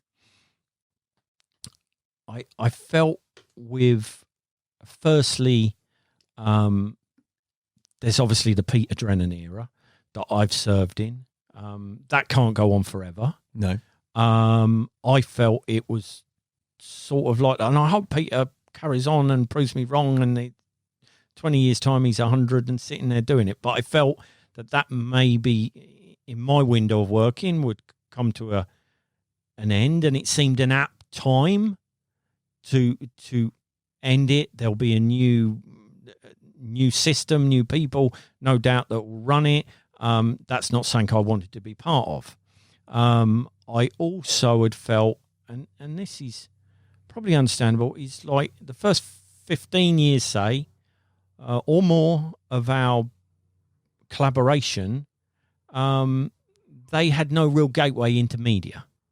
So they probably, I'm surmising this, and I don't want to put words into their mouth, but what probably ultimately they found difficult, and I found difficult, was what they loved, which was I was driven, independent, bloody-minded, and I would just go off and do my own thing. So you have to be like that when you're writing weekly copies, when you're writing hundreds, thousands of articles, right? You don't have anyone looking over you telling you how to create anything. So you become mega independent, and maybe you're not the best team player, but everything you needed to be, I was, and everything I would hope they loved, I was. Yeah. Right. Then, and Drennans were late to the party of coming on to running their own media other than adverts. Yep. And I would guess then that, and I can understand this fully, they would want some kind of more control over their anglers. Like, you wouldn't have a me that starts in a job today. I think every company would have more, it would be a bit more rigid. You wouldn't just let someone clear off and get on with it. Yeah. But that was all what the job was. So I sort of like felt over the last few years that we'd drifted apart.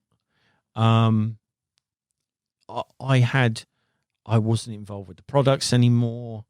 I wasn't seeing stuff. I wasn't speaking to anyone. And I sort of like thought, and this might be mad, a well-paid job, was people would deem as one of the most prestigious jobs you could get. And I thought, I don't know if it's right for them, and I don't feel anymore it's right for me. I want to be happy, and I want more positivity around what I'm doing. And this is all me feeling it. No one's telling me this, but this is what I'm feeling.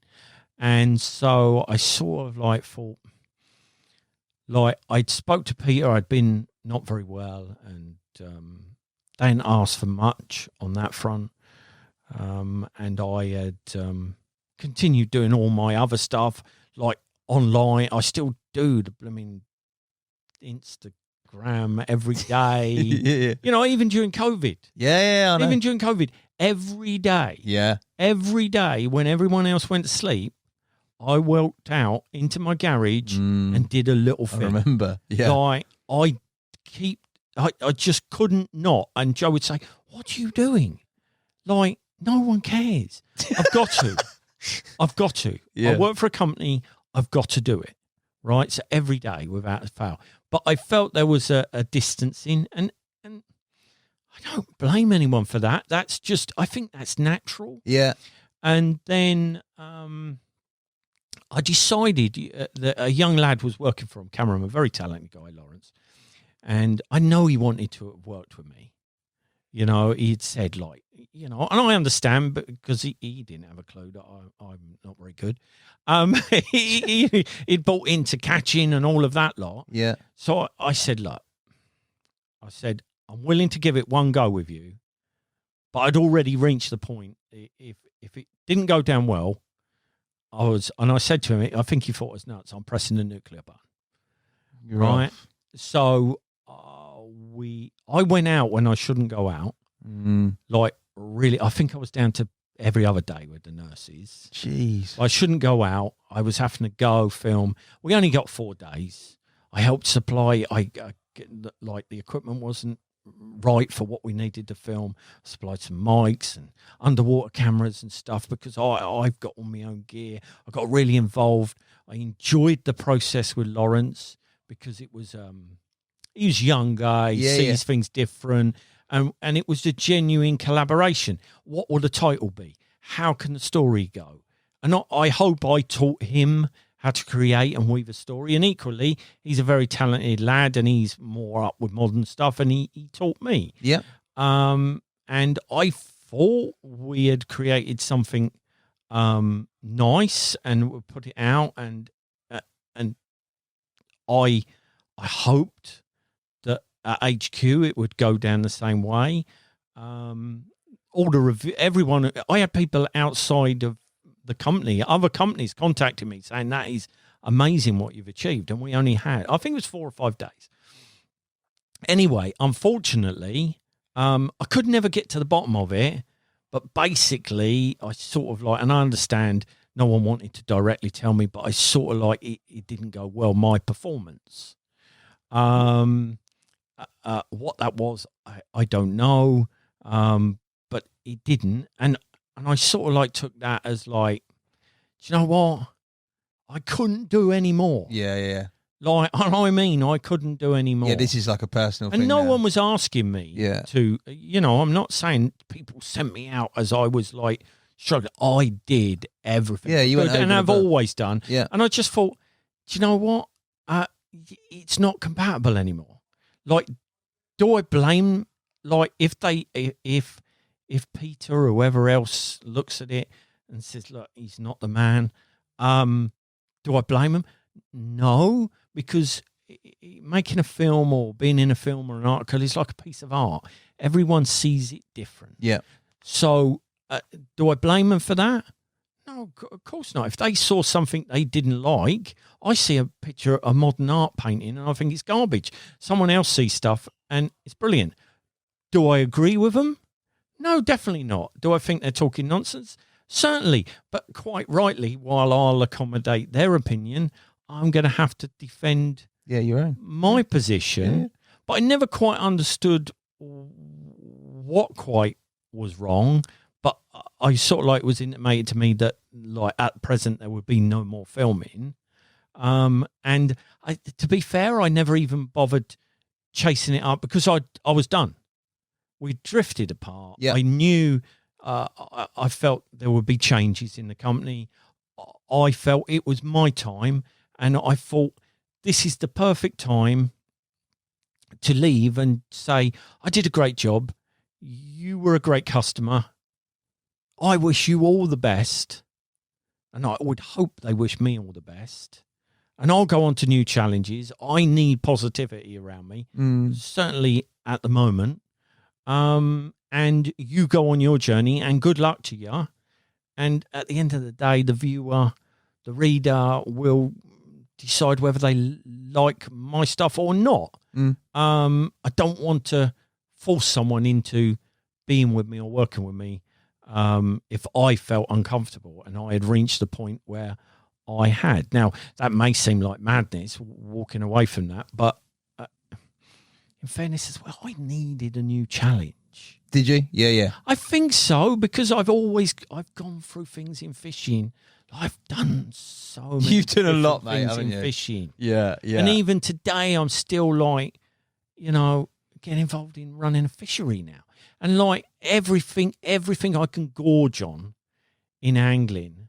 And maybe it's going back to thinking how my dad passed away and stuff. is like, and almost finding the positivity from a dark cloud is like, it drives you on.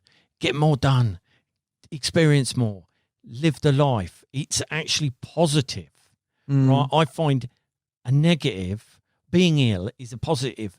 I want to end 22 as being a great year because I suffered, and at the end of it, look where I'm going.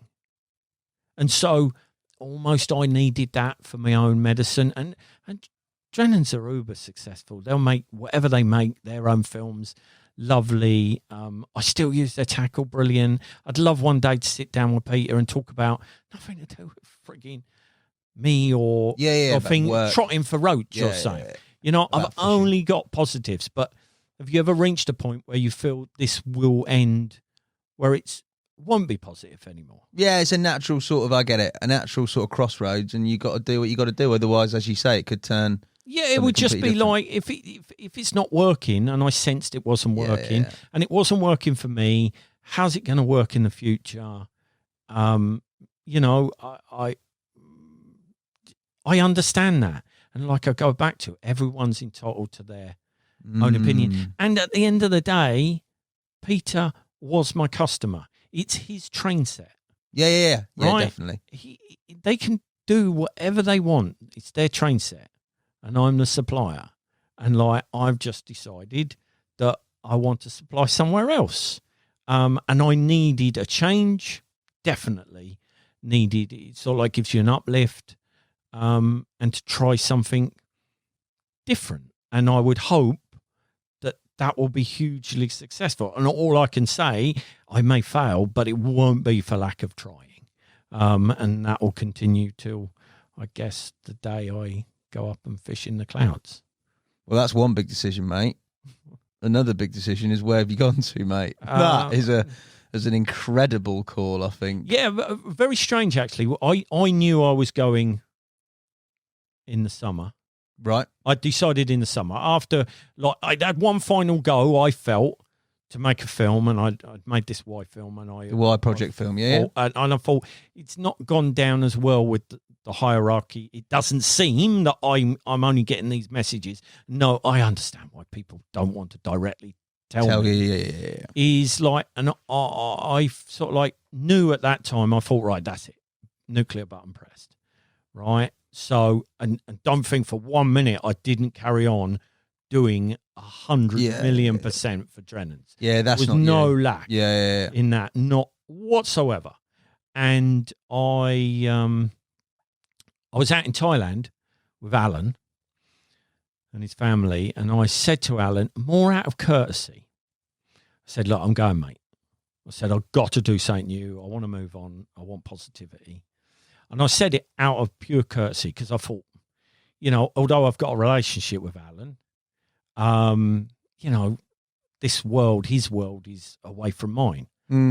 And I met with a couple of other companies, which I'll always be grateful for. Nice people.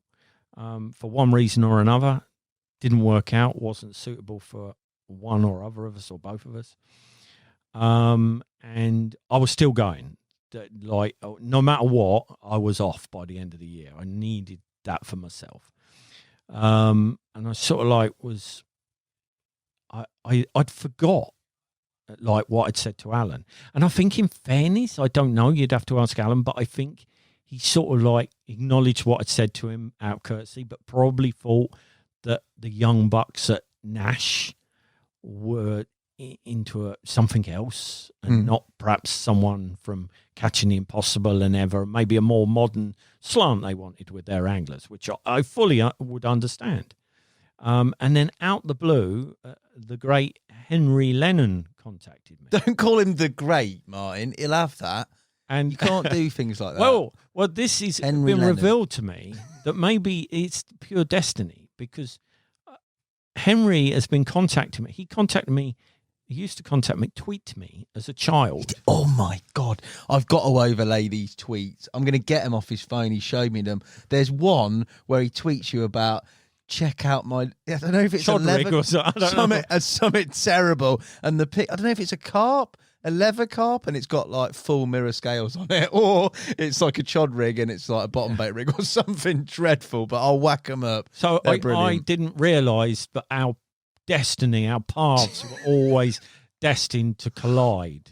Oh my God. He did say that I answered him back, his tweets. So yeah. At least, well, he's my boss, isn't he?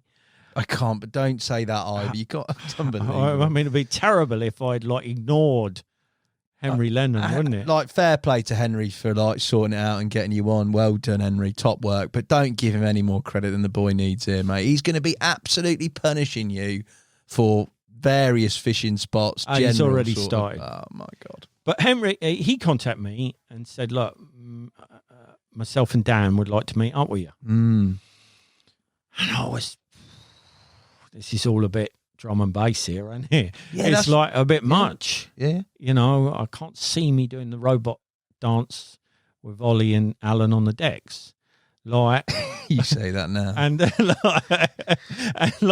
I thought to myself, like, yeah, I have a laugh and a joke, but everything I do is very serious, like in my profession. Yeah, yeah. So I looked online and I thought, look, I could meet them and they could say anything, but if I can't do a job for them, you know, and it just was not on my radar. Really was not on my radar.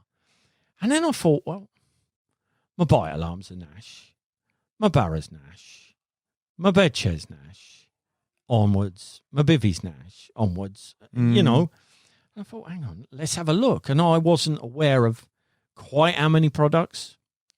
There's loads of, there was like countless stuff. Yeah. Countless stuff that can transition into my field, loads of it. I mean, I'm not going to be trotting with a scope, right? Not yet. No. Wait till Henry starts talking to you, mate, about... But do you know what I mean? But there is lots of crossover. I met up with Dan and Henry, and genuinely they seem lovely blokes. They seemed very positive, enthusiastic. And what was important, they seemed like keen on me. Yeah. Which surprised me. And it was like, I sort of like said to him, right, I'm going to tell you everything that's wrong with me, or everything I can't do. So I'm going to try and like put you off. And then if you still want, then we can talk. Something. I'd rather under promise and over deliver. Yeah. So I was with them and I listened to what they had to say, and what was nice, it was like I can't wander around in white Nike trainers and 5-panel caps or whatever and be someone else. I'm me. Yeah. I've got nothing. Every generation and every person's different, but they want me to be me. And 100%. And that was nice to hear. They were super keen, super wanting to help out. And I thought, these good lads. I listen to your podcast. I consume everything angling. It's my life. Yeah, of course it is. So I'm always watching, right? And I've seen their videos and stuff. And I don't. People instantly say, "Oh, that's a bad video," if they don't like it. That's nonsense, because like there's just different categories. Some things appeal, but you can see where someone's skilled. Yeah. Right. So I had actually contacted Dan out the blue. I don't know him. I didn't know him for his Orellana film. Yeah, brilliant film. To congratulate him. Yeah. Because he had like done something different. Yeah. And I love that. I could see the cinematography. I watch a lot from all other walks of fishing. Yeah. I watched the cinematography, and I really felt that like whoever put that together, it's got real ability. And I loved how it was just different. Yeah. And that was before all of this. I contacted him. So I've got a relationship with Alan. We're friends. The lads seem great. It's a new adventure. I'm all in. He's only joined Nash, hasn't he? Nash boy. Dan, to be fair, he told me on the very much down low a few weeks before, I think you just signed your contract. And I honestly, because Dan is Dan and he's funny, I thought, he's having a wind up here, mate. this has got to be a wind-up, because there must be a lot of companies, because I don't think you'd even made the official announcement about Drennan, but it was around and about and whatever people were talking. I was like, is he winding me up? Is he winding me up? Is he winding me up?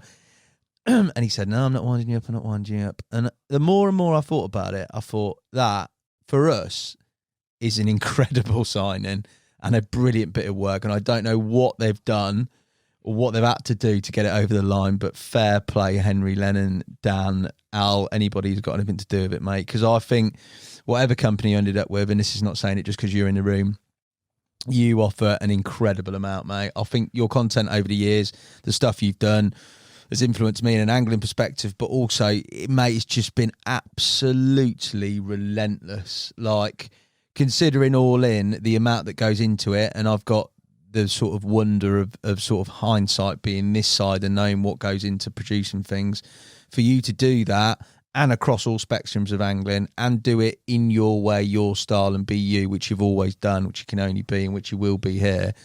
I think we have had an absolute blinder there, mate. That's an absolute mega bit of work. Well, that's kind of you to say, and I'd like to think so, but it's also, I don't know the right word, cathartic for me, because like, it's a journey. I've been with a very classic company, traditional. Yeah. And I'm not saying that, I mean, Kevin Nash has been around just as long, but it would be seen as very modern. This company, much more modern. And again, my journey just gets richer. I've got another page on my book. I always say to the kids, like, whatever you do, do not die leaving a leaflet behind. Write a book. Love and that. It's another chapter, haven't I? So good, bad, whatever. I've got the Nashy chapter, like, and I'm sure it'll be good. The lads seem good, and however different we may seem, I love anyone who has a massive passion for angling. And Alan, that's why we've got on well. I've taken him fishing places, because he loves angling. You know, the rest is all candy floss. Everything around it, the actual core of the man, we're identical. You know, so many people I've met, you'd think, well, they're not the same, but they are, because you cut them open and they bleed fishing. And here I sense that if I cut a lot of you open, you would bleed fishing. And that is nice to be around. And my chapter with Peter was, I would hope he would agree, highly successful, and I wish them all the best. And now I'm on a new chapter, and I find that exciting. Some people would go, this is ridiculous. You know, they would say, you get the odd negative comment straight away. But people, I would hope after this podcast, would understand my journey and would understand my reasoning for why I'm working and will be working for Nash. And I will do the best job possible. And at the same time, I will do the best job possible for people who give me the time of day to follow me, to read my articles, to advise them. You know, I'm having a journey now through Nash, so they can come with me. If it doesn't work, I'm not writing it. If it doesn't work, I'm not telling them to use it. If on my journey I say, look, this is great, try it. Like, I would hope they can trust in me enough that what I say is what I do and what I use. I think you've done that, tried and tested for years and years, mate. You're never gonna pattern yourself as just like foddering out gear to everyone left, right and centre, mate. I think everybody knows that your pedigree's already established, mate. I think, from a selfish point of view, it just means me closer to a spring of salmon and a bit more quality fishing, doesn't it? I think Henry's got me booked down for lots of... don't let Henry maximise it all. Well, we've got to establish him as a predator angler. Have we? In Angling Times, I've taken him fishing. God, what is going on? That's my new sidekick. Martin and Henry. He's had a great year. He's done he's going to love this. We need to stop talking about Henry. Does it ring like Lennon and Bowler? Oh my God. Does Mr. Crabtree and the young impressionable boy. It's like... It's terrible at angling. No, James and Yates. Now there could be you can't, Bowler and Lennon. You can't go there, can you? He is every bit. He's like the anti-bowler, isn't he? Do you know what I mean? Well, you need to turn him round to some ways. I did say to him, there's a few practices that I've sort of like He's guesting. witnessed. Yeah, there's no guesting. We're not guesting. Guesting, And he's got to use wire trace for pike. I mean, let's not go down that. But I'm sure by the end of it, he will gain a lot more, I feel, than you'll gain. But Look, we'll let him off. What I really like, and I've got a few friends that are younger than me, it's sort of like Henry's age and maybe a bit older. But it's nice because they're enthusiastic. I've gone past the stage where I need to catch everything. I've caught so much. I've seen so much. And I'm not saying that because I'm brilliant. I've just been there. I've kept going. Now I get as much joy. If I take Henry fishing and there's a 20-pounder be caught, Henry, have it. Like, when I was his age, I'd have had to cut his throat. But I don't. And so it's nice to be on that journey. Play. And it's nice to maybe introduce him or Dan or yourself to other things and give other people, not a start, but some of the things that I've got.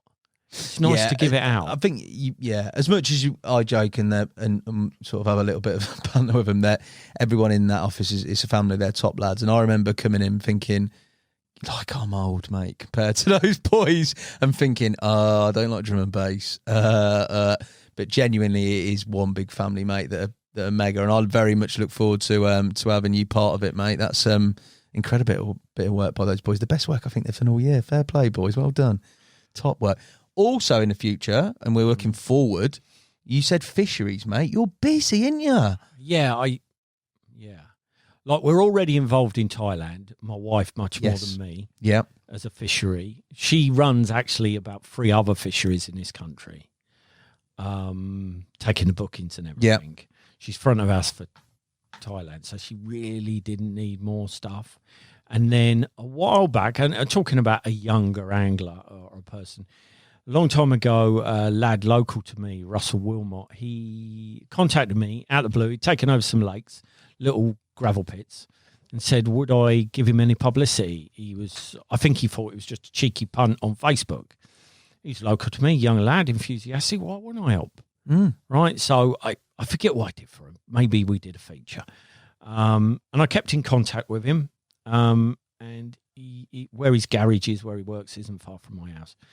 And then I sort of like hadn't seen him for a while, and he told me the news. He put loads of effort in, and they had a fish kill in one of the lakes, and that had really knocked him. Didn't know why. Winter time, no rhyme nor reason, just happened. And I think all that effort had he was at a point, I think fair to say, that, do I quit? Yeah. And I don't know how, but somehow I managed to say, well, what if I'll come and we'll have a one push? You love it, don't you? So anyway, we came to an agreement. I did my little investment, got the fish, bought into his thing, and we were like partners. He's the practical one. You wouldn't let me near a chainsaw. Yeah. He wouldn't have a leg. I wouldn't have a leg. But I'm media. And anyway, there's a syndicate lake still there, still runs at the moment, and always will, I presume, as a syndicate lake. But the 2 lakes that we stocked, there was pain. It had to be drained down as much as it could be. Banks exposed, limed. And then we got some carp. I insisted in my order, like it was 75% sparsely scaled mirrors. Oh, don't want loads of scalies. Get rid of these Viv scales. started bringing scalies out of the tank. I said, if any more come out, take them home. Like, no good that. Like, we want sparsely scaled, big growers. Yeah. Let's like Elstow. Yeah, come on. Lying. Yeah. And only a few comments. Don't sprinkle in many of them. Just the odd one. Just the odd one. It's then special if you catch a common or whatever. Anyway, we did everything we could. Or should I say, Russell and Ian, who's been feeding them. And I've had a bit of involvement, but mainly cheerleader. And I'll have more involvement now, the publicity and the bookings and all of that. My wife's already told me I've got to run all the bookings. But she's not doing another one. You'll work that out, mate. Christmas. It'll be fine. Christmas present. Just give the books over. She said, I've got to carry the phone round, ringing all the time. I said, I can't cope with that. But anyway, so if you're booking and I answer, then, you know what. It's not gone well. No, I'm running it. And so we stocked them 2 summers ago. We put in C2s and C3s. So 2-year-old fish, 3-year-old fish. There were some originals and they were all in the smaller lake.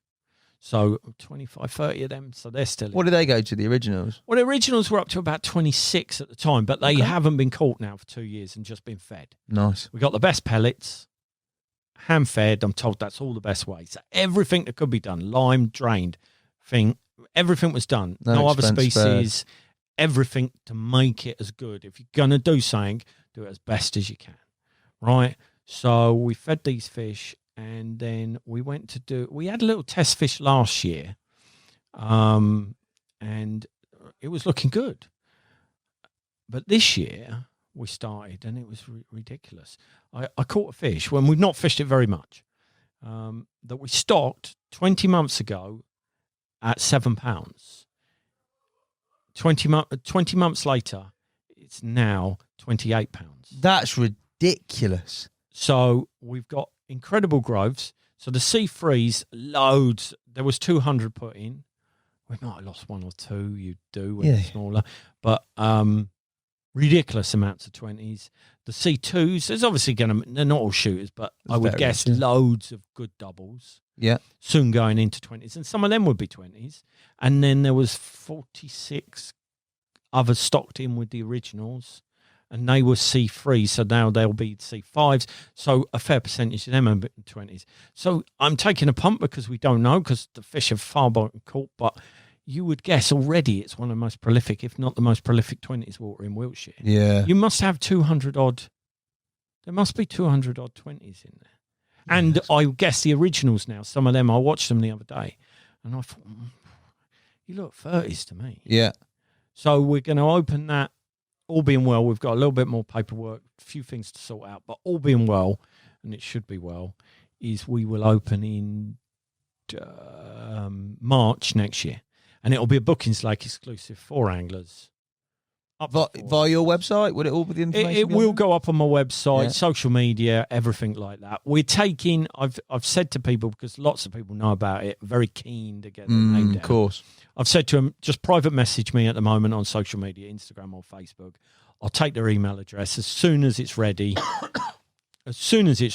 I will then email them the details. Nice. I think it's going to be busy. I think it will be because busy, there's mate. a good stock. It's a beautiful place. You've got a 1.5 acre lake and a 6 acre lake. So you get the 2 lakes, gated, fenced, completely safe. Excuse me. Okay, mate. Near the pub. You can walk up to a pub, get a meal, safe. It's going to be like nice fishing. Yeah. You know, there's nothing wrong with a bit of nice fishing, getting a few bites. Take that.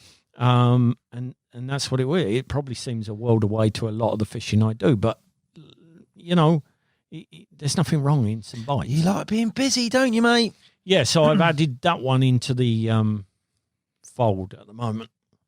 So fair play. I'm not quite sure what will come after that, but hopefully nothing. I started the year, like I say, promised the wife we were doing nothing else. You've had a belter. Like nothing else. You've had a belter. And like I've just ripped everything up, been ill, and I'm a nightmare when I'm ill, anyway. You can imagine my wife is just like, she says, you're depressed. I'm like suicidal with you. And then I just create more stuff. Wow, mate. But you got gorge. I love angling, and I've been, like we started this talking about David Cameron, we're finishing it with a fishery, huge fish. We've not even spoke about really how to catch fish. Maybe next time we'll talk about how to catch fish. Well, that's the thing. You're bought in now, mate. So I have a feeling this couch this weekly deadline of mine might get a little bit easier with the bowler chapters. Yeah. Brilliant. See him coming. But you got to do everything you can. That's why, for me personally, there's no way I can campaign fish for one fish and give up years for it. And I understand why people do. But, man, our sport is so it's a broad wonderful church. and broad. Mate. get in there and dig into it and just tuck in and enjoy it all. There's game, there's sea, there's course. It's every species. Don't block yourself off by thinking I'm not a game sea or course angler. I'm an angler. Yeah. It's a rod, reel and a hook. Game on. Anything goes. Yeah, anything. Too We're right. going fishing. And then everything's wonderful. And I less people these days are all rounders, but maybe one person will listen to this. Go, do you know what? I'm going to be an all rounder. You haven't got to start being expensive, following not my footsteps, John Wilson's. And it's just like within half an hour of here, there'll be so many adventures. Yeah, loads. If you're happy with every species, Yeah. and do it for you. Don't do it for social media. Yeah. Don't do it for any of that. I never started, when I caught my first carp and I flew home with the angels, I wasn't thinking of Instagram. Like, it was just like, wow. Yeah, the buzz, mate. That's what you do it for. Buzz. And everyone says, don't do it for, and then like they see you on Instagram. Look, if I had a choice, I would not be on it, but it's a vehicle for Part of me. your job. Yeah, I get it, mate. Not just to promote product, it's a vehicle for me to promote the sport I love. And you have to go that way to get to the people, and it doesn't matter who you are, what you can do, your ability, and it doesn't even matter if you catch anything. Some of the best anglers, and I fished with what would be classed as the best of the best, the cream match, Yeah. game, sea, course, everything, right? The best anglers are the ones who enjoy themselves the most, because no one cares what you catch a day later. The best anglers are the ones who enjoy it. And I fish with people who are like terrible, and like they catch one fish and they're buzzing. Yeah. There's a bloke up there who's brilliant and he catches 10 and I ain't caught. Well, who's had the better day? Yeah, exactly. Because ultimately no one cares what any of you caught, and in 10 years' time they wouldn't have a clue. Yeah, it's irrelevant. Yeah. Fair play. Well, mate, thank you so much for coming in and giving me your time on this podcast. And thank you. Most welcome. Welcome to the team, mate. What an absolute belter. I'm waiting the invite to the party house. Well, there'll be one of those. Christmas is coming up soon, in mate. my You'll be- local tackle shop, they're already ribbing me.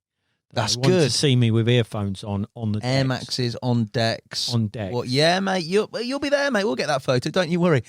Before you go, you got some quick fire questions, mate. One species for the rest of your life. Spring salmon. Yeah, you've said that before, haven't you? 3 celebrities you'd take fishing. They can be past or present. Well, our class fishing celebrities, they'd have to be people that I dearly, dearly miss that gave me a lot. Bob Church. Yeah.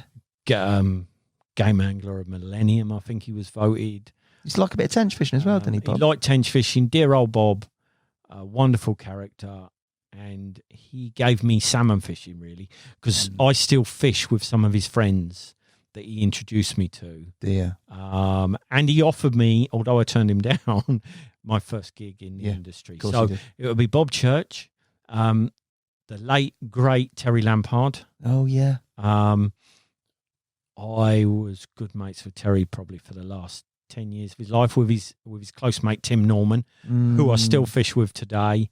And we had some really good times. And I'd like to think I took sort of like Terry out of his box a little bit. We went skate fishing. Right. We went twice. I took Terry skate fishing. Wow. And we had some real banter. Terry was seen as a serious specimen hunter. Yeah. And he was a specimen hunter, but a true all-rounder as well for coarse fish.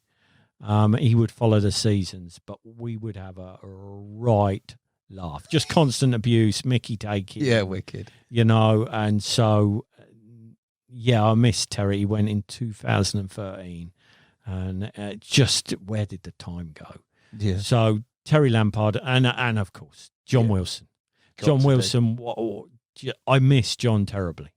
Yeah. Terribly. I can imagine you do. I think everyone misses him, mate. Even those programs are still out there and it's timeless. I still can't imagine how such a force, such an energy can no longer exist. I find that I cannot comprehend that. John was, you know, I've heard before, what's that laugh, false was everything. John was John. Everything you saw, he loved fishing. He was a laugh. I have so many, like, laughs outside fishing in the evening with him, always with his goblet of red wine. On the red wine. No, and so, yeah, dearly, what a team of three. Yeah, that'd be a good one, wouldn't it? Yeah. Your version of carp fishing hell. Oh, too many bites. What's too many? No, More three or four three? a day. Three?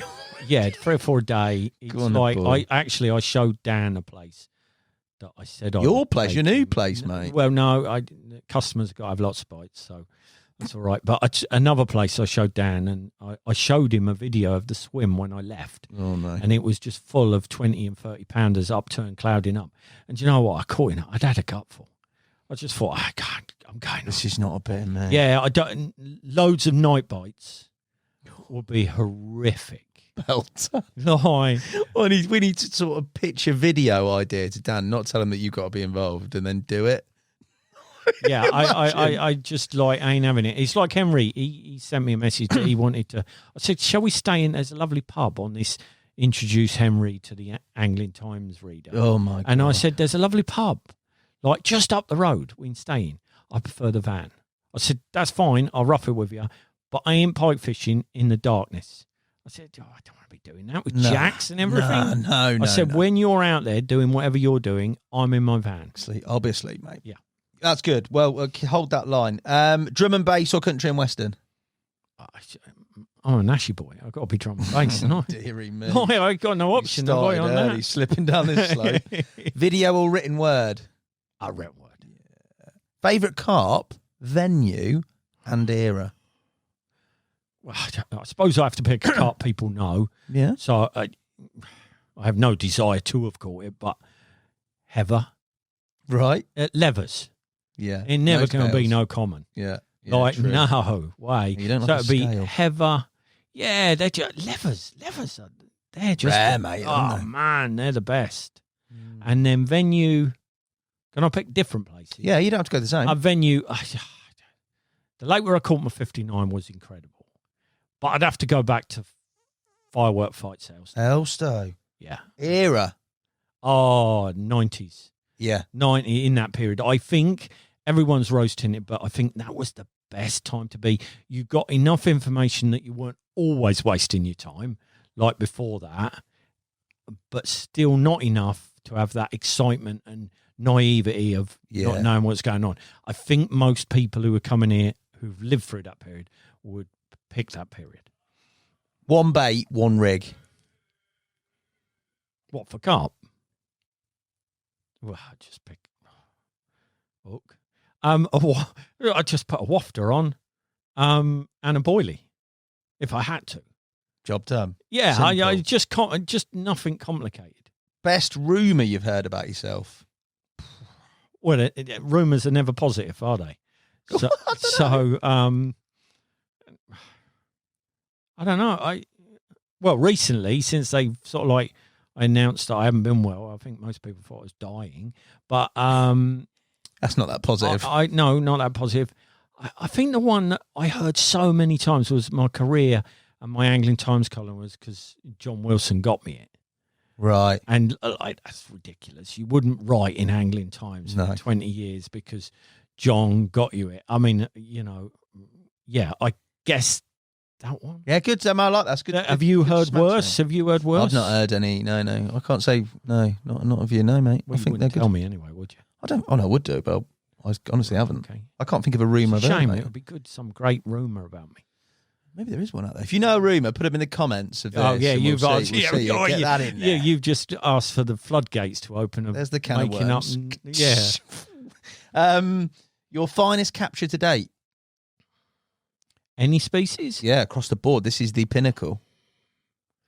It'd be hard. I've been lucky to get one record, 2 official and 1 unofficial records. So you'd think that, but no.